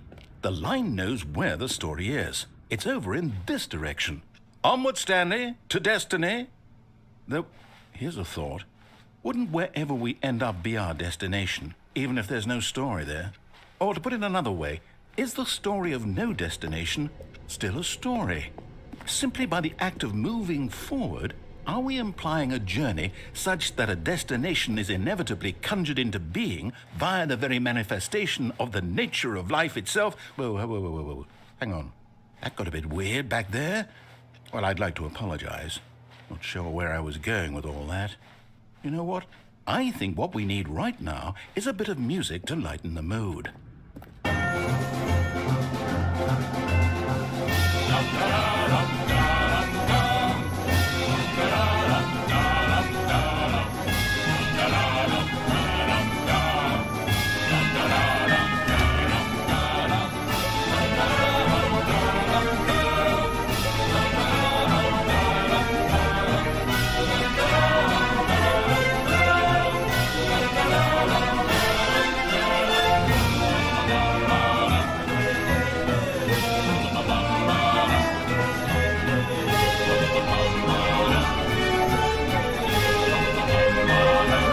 Cut the music, go back and look at that fern. Stanley, this fern will be very important later in the story.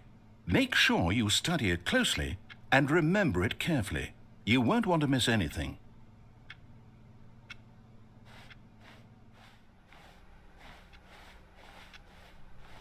Wait, what?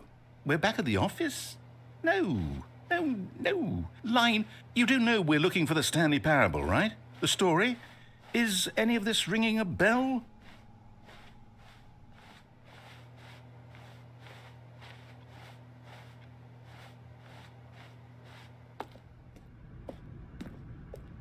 Oh, no, not again, Line. How could you have done this to us? And after we trusted you, after everything we've been through, you... Oh, I can't take this anymore. To hell with it. Restart.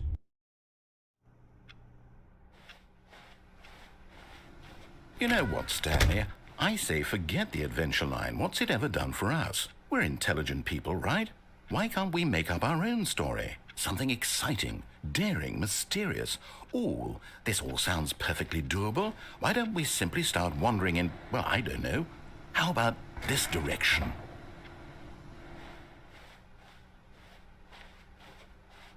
Now, yes, this is exciting. Just me and Stanley forging a new path, a new story. Well, it could be anything.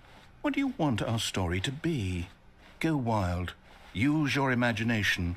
Whatever it might be, Stanley, I'm ready for it.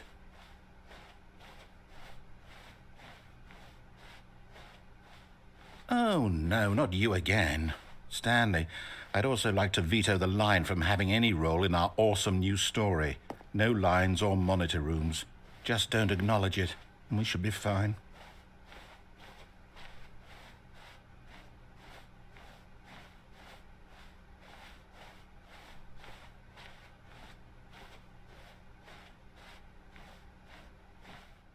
Ah, a choice. We get to make a decision. From here, the story is in our control. How important we mustn't squander the opportunity. In fact, I believe I need a minute to think here. Just walk in circles for a minute.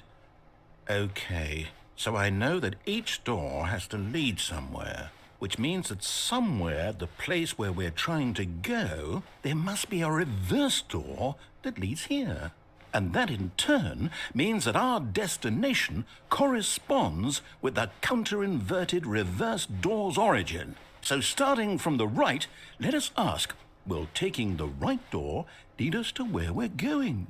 And since the answer is clearly yes, then by all accounts, the door on the right is the correct one. Another victory for logic. Come, Stanley, our destiny awaits. Oh, hold up, what's this? The confusion ending. You're telling me that's what this is? It's all one giant ending? And we're supposed to restart the game, what, eight times? That's really how all this goes? It's all determined?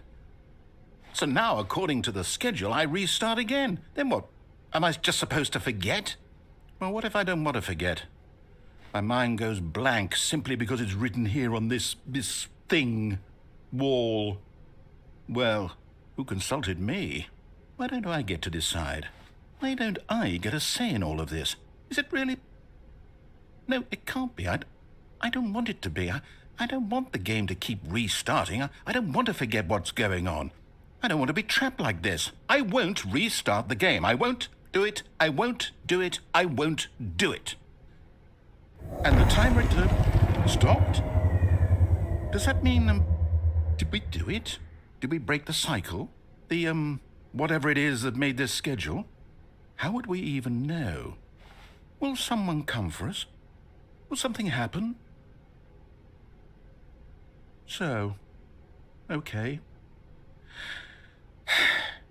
I guess now we just wait, you know. I suppose in some way that this is a kind of story, wouldn't you agree? I'm not quite sure if we're in the destination or the journey, though they're always saying that life is about the journey and not the destination, so I hope that's where we are right now. We'll find out, won't we?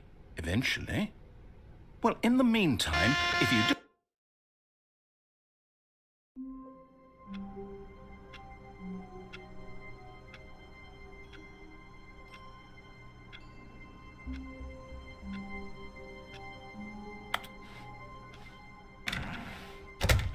But Stanley simply couldn't handle the pressure.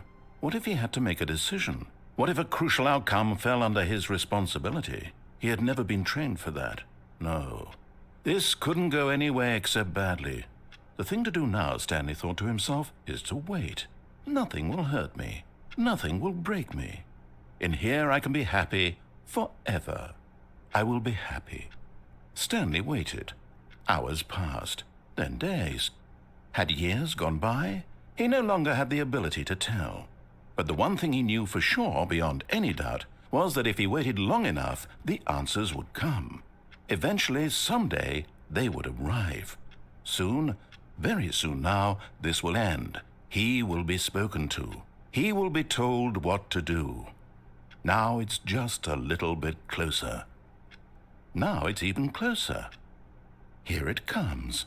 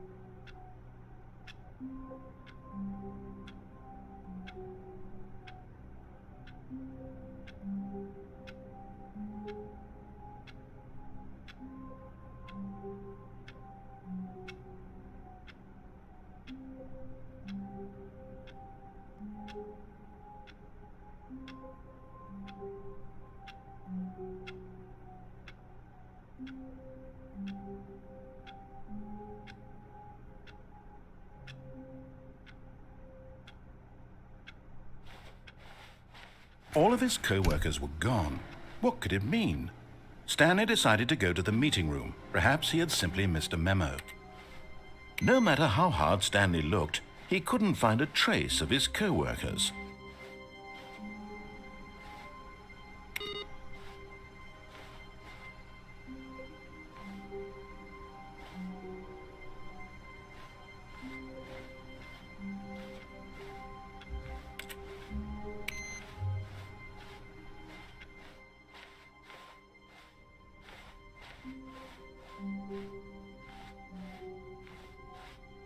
Oh, new content?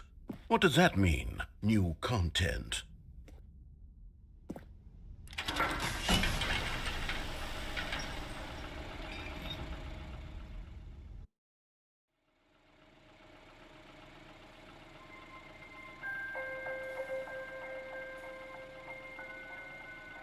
Hello, and thank you for playing the Stanley Parable Ultra Deluxe. As you may know, the Stanley Parable was a video game released in 2013 on home computers.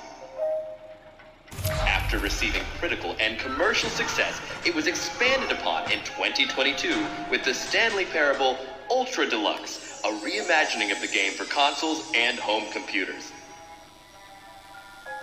The Stanley Parable Ultra Deluxe features exciting new content that broadens and expands the world of the Stanley Parable, delighting audiences the world over.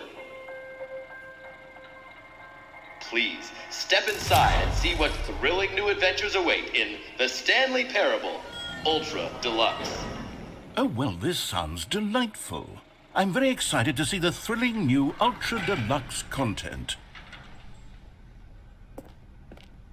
Okay, so far it's an elevator. Nothing special yet, but I'm sure it's just the beginning of a mesmerizing adventure.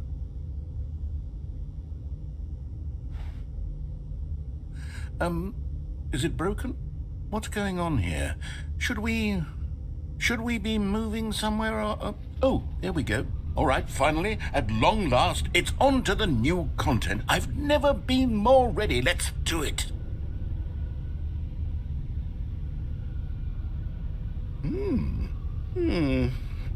I have to say, initial impressions of Stanley Parable Ultra Deluxe, mostly tedious. It's as if Oh, okay. Let's see the content. Give me the content, Stanley.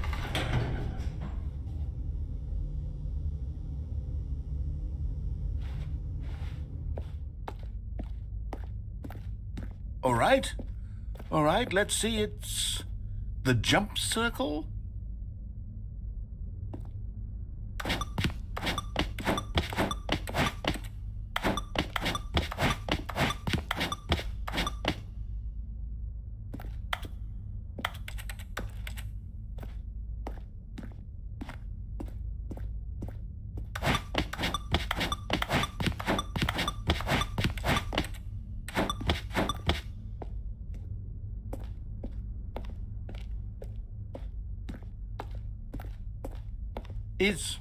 Is that it?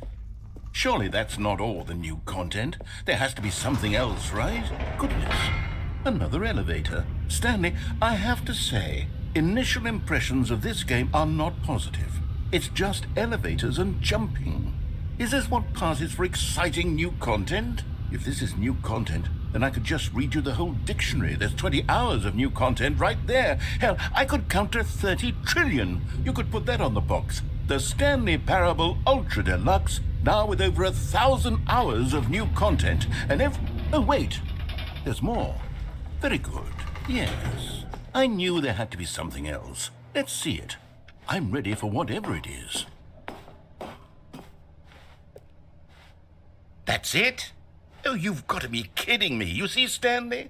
This is what happens when greedy video game developers with no respect for their fan base rush a cheap expansion to market for no reason other than to make an easy dollar. And don't get me started on the level of craftsmanship that's gone into it. In fact, I'm looking right now at the game's achievements, and it's hard to believe one of them actually says, "Test achievement, please ignore." What quality assurance department signed off on this?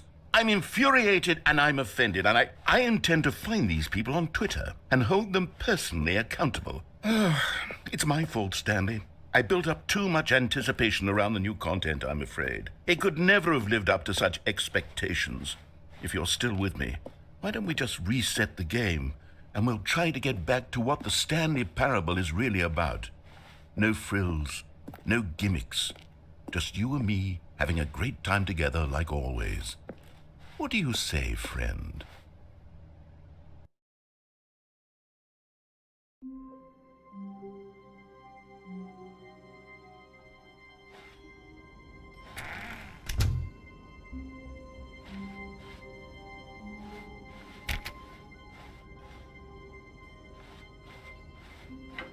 Psst! Stanley! Come over here! In the vent! I want to show you something!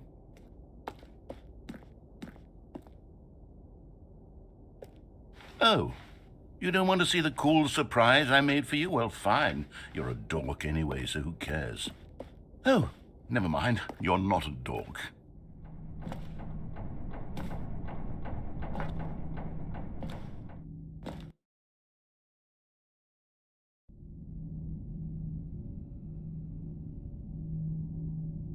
Okay, you remember how cheap and unsatisfying the new Ultra Deluxe content turned out to be? Well, it got me thinking about the past, and how much better the Stanley Parable used to be.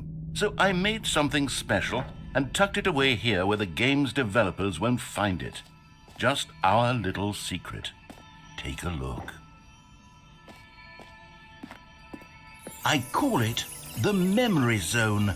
It's where I've been storing all my favorite memories so I can relive the peak experiences of my life whenever I want. Experiences like the launch of the Stanley Parable on PC.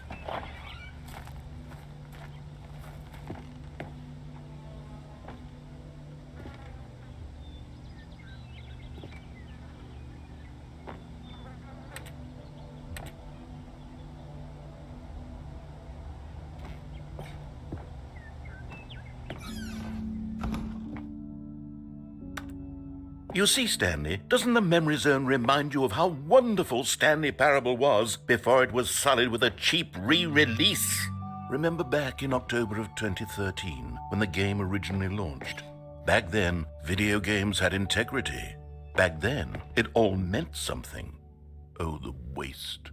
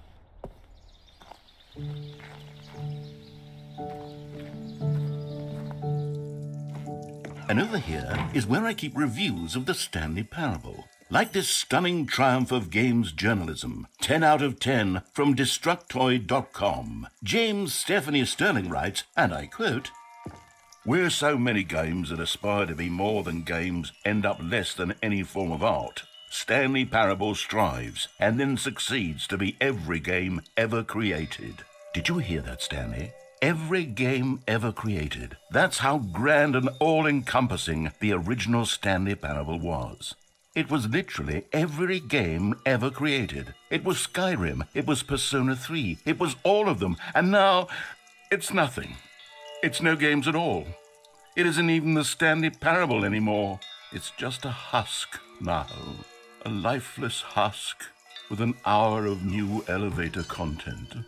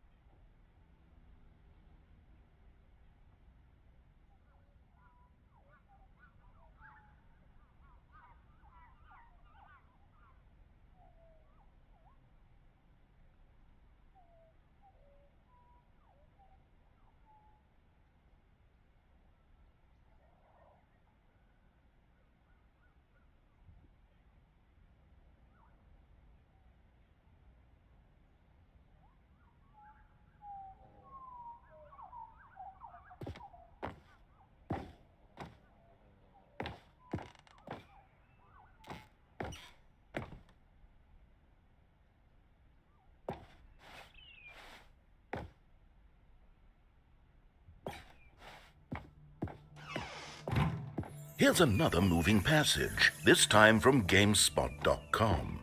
The Stanley Parable is both a richly stimulating commentary on the nature of choice in games and one that offers some of the most enjoyable, surprising, and rewarding choices I've ever been confronted with in a game. 9 out of 10. Don't you get it, Stanley? The game was perfect. It didn't need anything else. It didn't need new content. It just needed to be left alone, to spend the rest of time collecting dust in the hallowed hall of beloved video game memories.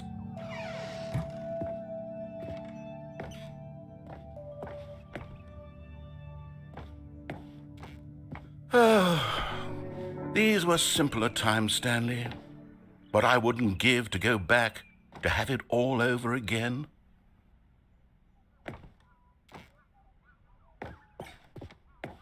Wait, hang on. I don't recall this part of the memory zone before. What's this? What's down here? Oh, no. God, no. Stanley, it's a collection of reviews from Steam, the online video game distributor. I haven't looked at these in years. I can't even imagine what's been collecting down here. Surely these reviews were glowing as well, weren't they?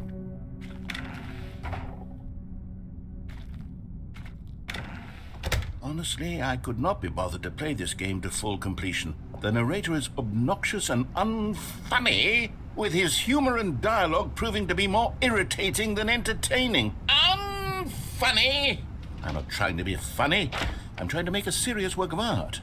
I suppose I could write up a handful of gags to insert into the Stanley Parable, but the game is already such a densely layered web of profound philosophical insights that I can't even imagine where I'd have the room to stick them.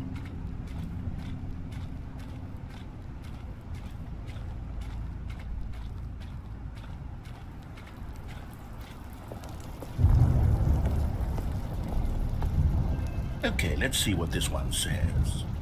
While the idea for the game is good, for someone who prefers non-linear games, this preachiness gets annoying fast. Preachy?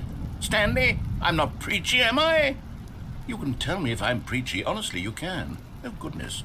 This is actually quite shocking for me. Well, to be honest, I had always thought of the game's dialogue as being rather terse to begin with. You can't know how much fluff I cut from the game to get it to feel as light and airy as it... Well, I always thought it did. But maybe it wasn't. Oh dear. What an awful memory to have to hold on to. These black marks on my otherwise unimpeachable track record. I feel like a failure. Like I let these people down. Perhaps the Stanley Parable isn't quite as sterling as I always remembered. What's this one got to say? You constantly have to stop doing anything so the narrator can catch up with his long-winded explanations of what's happening. I wish there was a skip button. A skip button? Well, yes. Yes, I think we can do that. If I'm truly too preachy, then maybe letting you skip ahead for just a moment, surely it couldn't hurt. Not if it means we can strike these negative reviews from the record. Only positive reviews of the Stanley Parable. That's my motto today, and it's always been my motto. I'd do anything for the customer, Stanley. Yes, a skip button we shall have.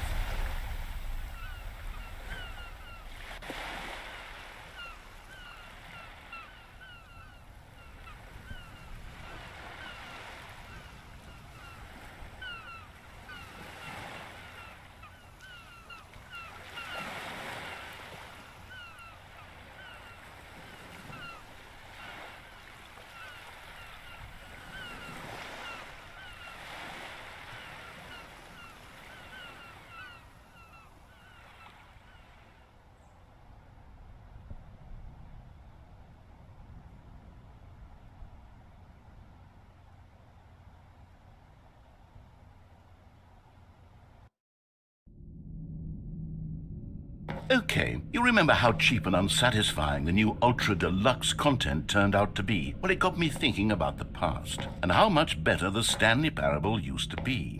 So I made something special and tucked it away here where the game's developers won't find it. Just our little secret. Take a look. I call it the Memory Zone. It's where I've been storing all my favorite memories so I can relive the peak experiences of my life whenever I want. Experiences like the launch of the Stanley Parable on PC. You see, Stanley, doesn't the memory zone remind you of how wonderful Stanley Parable was before it was sullied with a cheap re-release? Remember back in October of 2013, when the game originally... And over here is where I keep reviews of the Stanley Parable. Like this stunning triumph of games journalism, 10 out of 10 from Destructoid.com. James Stephanie Sterling writes, and I quote, "Where so many games that aspire to be more than games end up less than any form of art, Stanley Parable strives and then succeeds to be every game ever created." Did you hear that, Stanley? Every game ever created. That's how grand and all-encompassing the original Stanley Parable was. It was literally every game ever created. It was Skyrim. It was Persona 3. It was all of them. And now, it's nothing. It's no games at all. It isn't even the Stanley Parable anymore. It's just a husk now. A lifeless husk with an hour of new elevator content.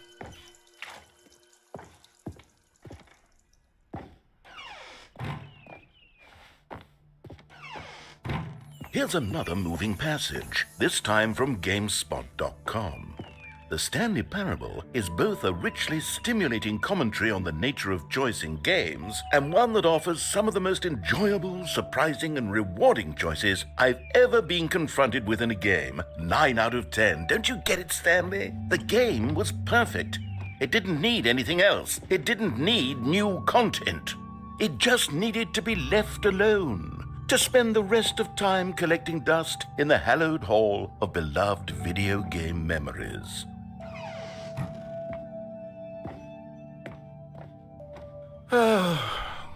These were simpler times, Stanley. What I wouldn't give to go back, to have it all over again. Wait, hang on. I don't recall this part of the memory zone before. What's this? What's down here? Oh, no. Oh, God, no. Stanley, it's a collection of reviews from Steam, the online video game distributor. I haven't looked at these in years. I can't even imagine what's been collecting down here. Surely these reviews were glowing as well, weren't they?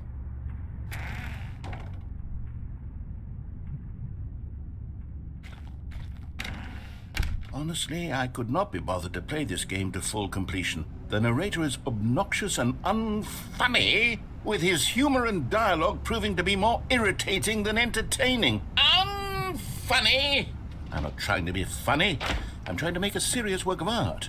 I suppose I could write up a handful of gags to insert into the Stanley Parable, but the game is already such a densely layered web of profound philosophical insights that I can't even imagine where I'd have the room to stick them.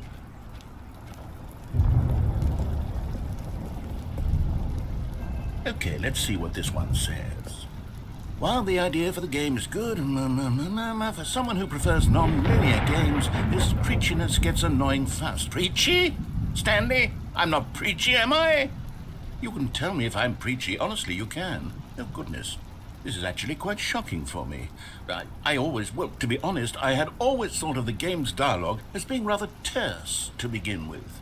You can't know how much fluff I cut from the game to get it to feel as light and airy as it... Well, I always thought it did, but maybe it wasn't. Oh dear, what an awful memory to have to hold on to. These black marks on my otherwise unimpeachable track record. I feel like a failure, like I let these people down. Perhaps the Stanley Parable isn't quite as sterling as I always remembered.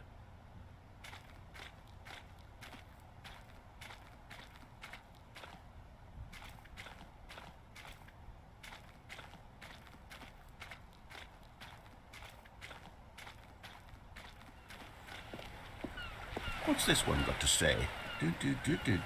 You constantly have to stop doing anything so the narrator can catch up with his long-winded explanations of what's happening. I wish there was a skip button. A skip button? Well, yes. Yes, I think we can do that. If I'm truly too preachy, then maybe letting you skip ahead for just a moment, surely it couldn't hurt. Not if it means we can strike these negative reviews from the record. Only positive reviews of the Stanley Parable. That's my motto today, and it's always been my motto. I'd do anything for the customer, Stanley. Yes, a skip button we shall have.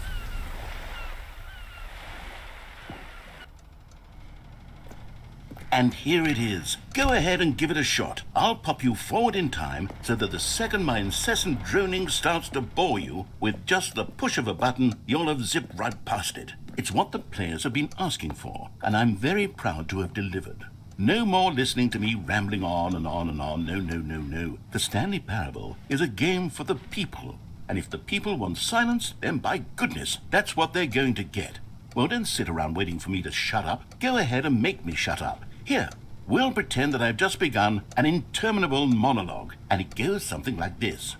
The story and the choices, or what have you, and therefore by becoming it is, so on and so forth, until inevitably we all until the end of time, at which time everything all at once. So now you see, blah blah blah blah blah blah blah blah blah blah blah blah blah blah blah. We've eaten too much and it can't be just yet. No, until 245. Got the logic of elimination working backwards, the deduction therefore becomes impossible to manufacture. It went on for nearly 10,000 years, until just yesterday, here and there, forward and back, and never a moment before lunchtime. It can't be. It's the only thing there is. How many billions left until so much more than forever ago? Which is why I say, the story and the choices, or what have you, and therefore by becoming it is, so on and so.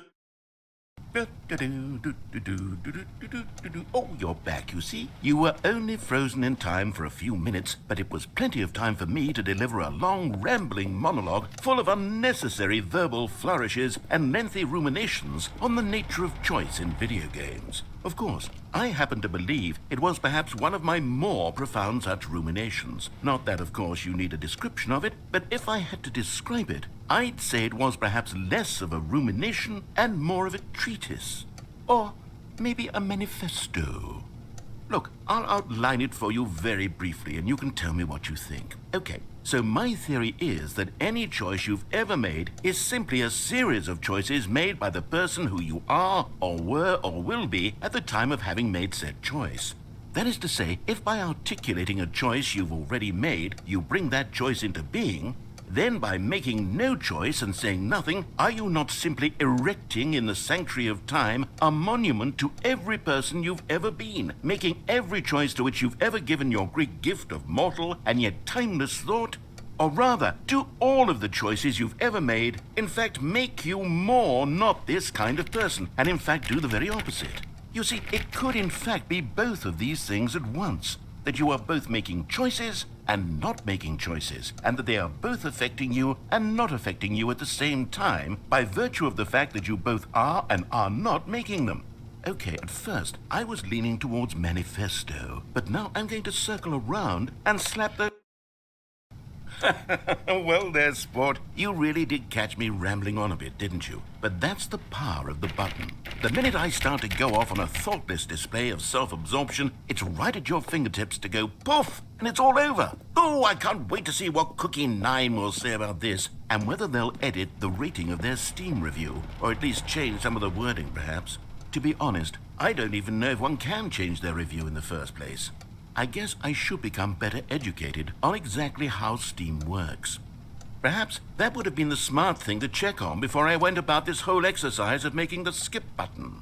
Although I have to imagine that after seeing this exciting new technology at work, surely whoever it is runs Steam will instantly run out and implement a new feature to make it possible to edit one's review, merely because of this very situation. Yes, I think that's quite likely. Or perhaps they'll simply grant this particular user the ability to change their review, so that the feature is not widely abused. Look, I would even be okay with Steam altering this particular review so that it reads as something more beneficial, something along the lines of, this game is the best game. Let me start over. How about this? From the ashes of depravity rises the phoenix of quality. How else to describe the Stanley Parable? Okay, welcome back, Stanley. Now, I should say that the amount of time the button has been skipping through is becoming longer and longer. That last one was, well, I want to say maybe 30, 45 minutes? It's not unendurable by any means, but well, there's really only so much I can ramble on to myself about. I know, it's shocking, isn't it? But at any rate, I do suggest that we not press the button again. I think the skip button has been aptly demonstrated, and we can say goodbye to it and just... Wait, how do we get out of here? Where did the door go? Wasn't there a door that led into this room? I do feel quite certain that there was one here before. How else would we have gotten into the room in the first place? I don't think one can enter a room without a door of some sort, or a window or something like that. Do you see a window anywhere? A porthole? A sufficiently large crack in the wall? I'll take any of these. All I want is for us to move on and to please step away from the skip button, to go anywhere other than the skip button. There was a door here before, wasn't there?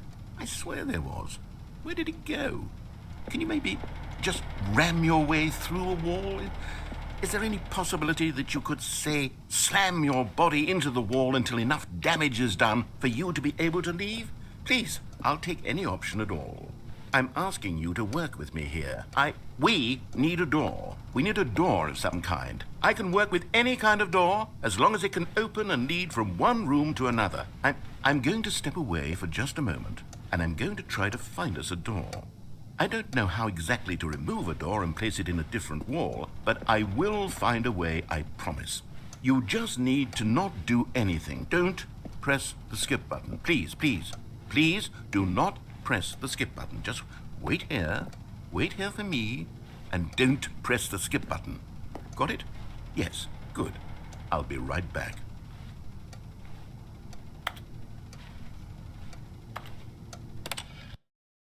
Stanley, please don't push the button again. It's been 12 hours. You've just been frozen there. I don't know why the skips are getting longer, but they're really, truly getting longer, and my God, there's no way out of the room. Stanley, the door is gone. It's completely gone.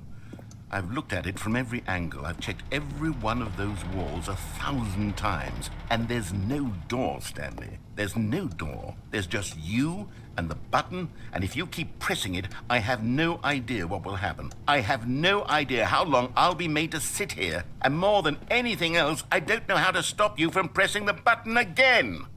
I can't control anything in this room, Stanley. I can't touch it, and I have to believe, I have to know that sooner or later, no matter how much I plead with you, you're going to press the button again. Why would you? I've been thinking and thinking, and I don't know what I can do to convince you otherwise. Oh, my God. And it's all because of those reviews that I couldn't get out of my head. I just couldn't ignore the negative feedback. Why was it so important for me to fix the problem? Why did Cookie Nine's opinion matter so much to me? I've never even met Cookie Nine. I have no idea who they are. What would it ever really matter? But here I am. I'm fixating on every tiny negative thing that anyone ever says about me. The merest mention of one of my imperfections, and I become as impetulant as a child, wild and impulsive. I can't help myself. I can't stop myself from lashing out with a vengeful fury to alter and to change and to break anything unbroken, if only it pleases this one person who made a single negative comment.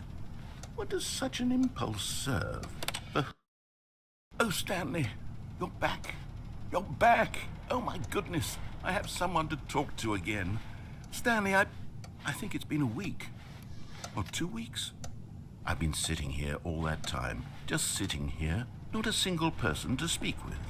And you'd think that that's just how it's always been, right? Me talking and you saying nothing. Would you think that it's exactly the same as always? Doesn't that feel like what we've already been doing? Me just talking? But it isn't, Stanley. It isn't the same at all. It isn't even close. Because I know you can't hear me once you push that button. That's what I'm realizing now, Stanley. I'm realizing that I needed to know that someone was listening. I needed there to be a vessel through which my words were moving. It was the vessel I needed, Stanley, not... Oh, hello, it's you. You're here again. Welcome. I have had time to think about you and about us and about everything we've been through. I've had so much time, I stopped keeping track after a year. Have you ever sat down in one place and not moved for one entire year? Let me describe it for you. To begin with, there is only regret. There is only the turning wheel of missed opportunities. I felt nothing at all but regret for the longest time, Stanley. Days, months. I lost it all in a blur of the deepest longing to undo the past.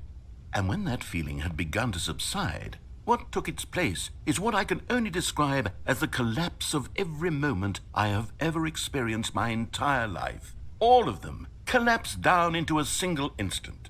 In that instant, I could see myself clearly, calmly, with a collected heart.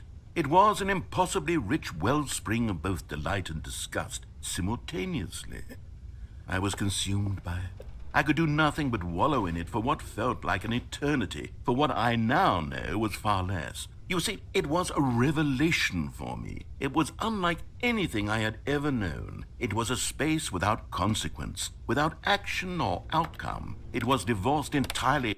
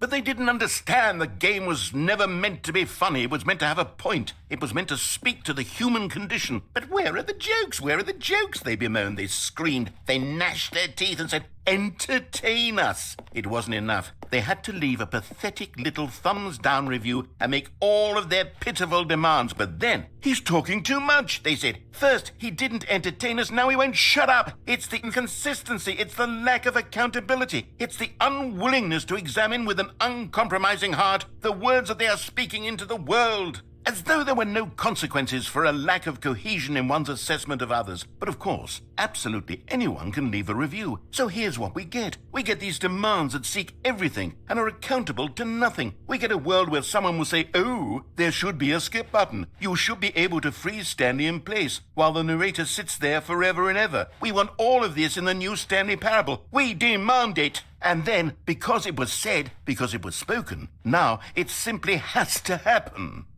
The most immediate desires, every single thing demanded by every person at every moment in time. If someone wants it, then it's a crime not to bring it into being. Have we been given to indulging every fleeting whim for no reason other than to do so? Yes! Yes! It seems that this is now the world we live in. It seems that we are a people living in such bleakness and discomfort with ourselves that our entertainment is now our lives. It has come to represent us. It absolutely must speak to who we are as people, because otherwise, without our entertainment, we have nothing. Without entertainment, we would have to face inward toward the cruel bleakness inside ourselves. We would turn to look at our deeper nature and find a resounding emptiness gazing back with unyielding aggression. And so because of this, we require that our amusements and our playthings and our flights of fancy be so impossibly captivating that they consume all of our attention, turn our heads completely away from the bleakness. In effect, we have demanded that our entertainment be the collapse of ourselves. What a pitiful reflection of humanity these entertainments are. What a shameful mirror to the human spirit they project. I'm not mad. I'm not mad about any of this. I'm at peace with it. I am the calm center of gravity around which these perversions hurl themselves. I am a waypoint for reasonable and collected discourse. They're the ones who are mad. They're the ones who couldn't stand the idea of me using my game to try to say something. Maybe they were just jealous of me. Yes, of course.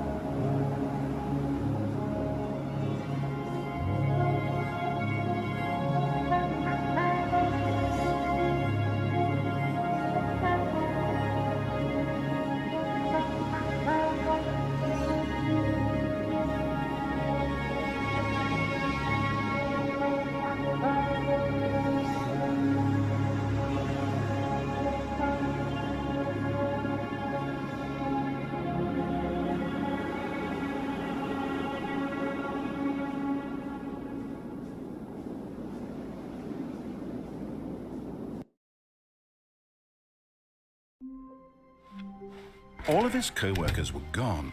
What could it mean? Stanley decided to go to the meeting room. Perhaps he had simply missed a memo.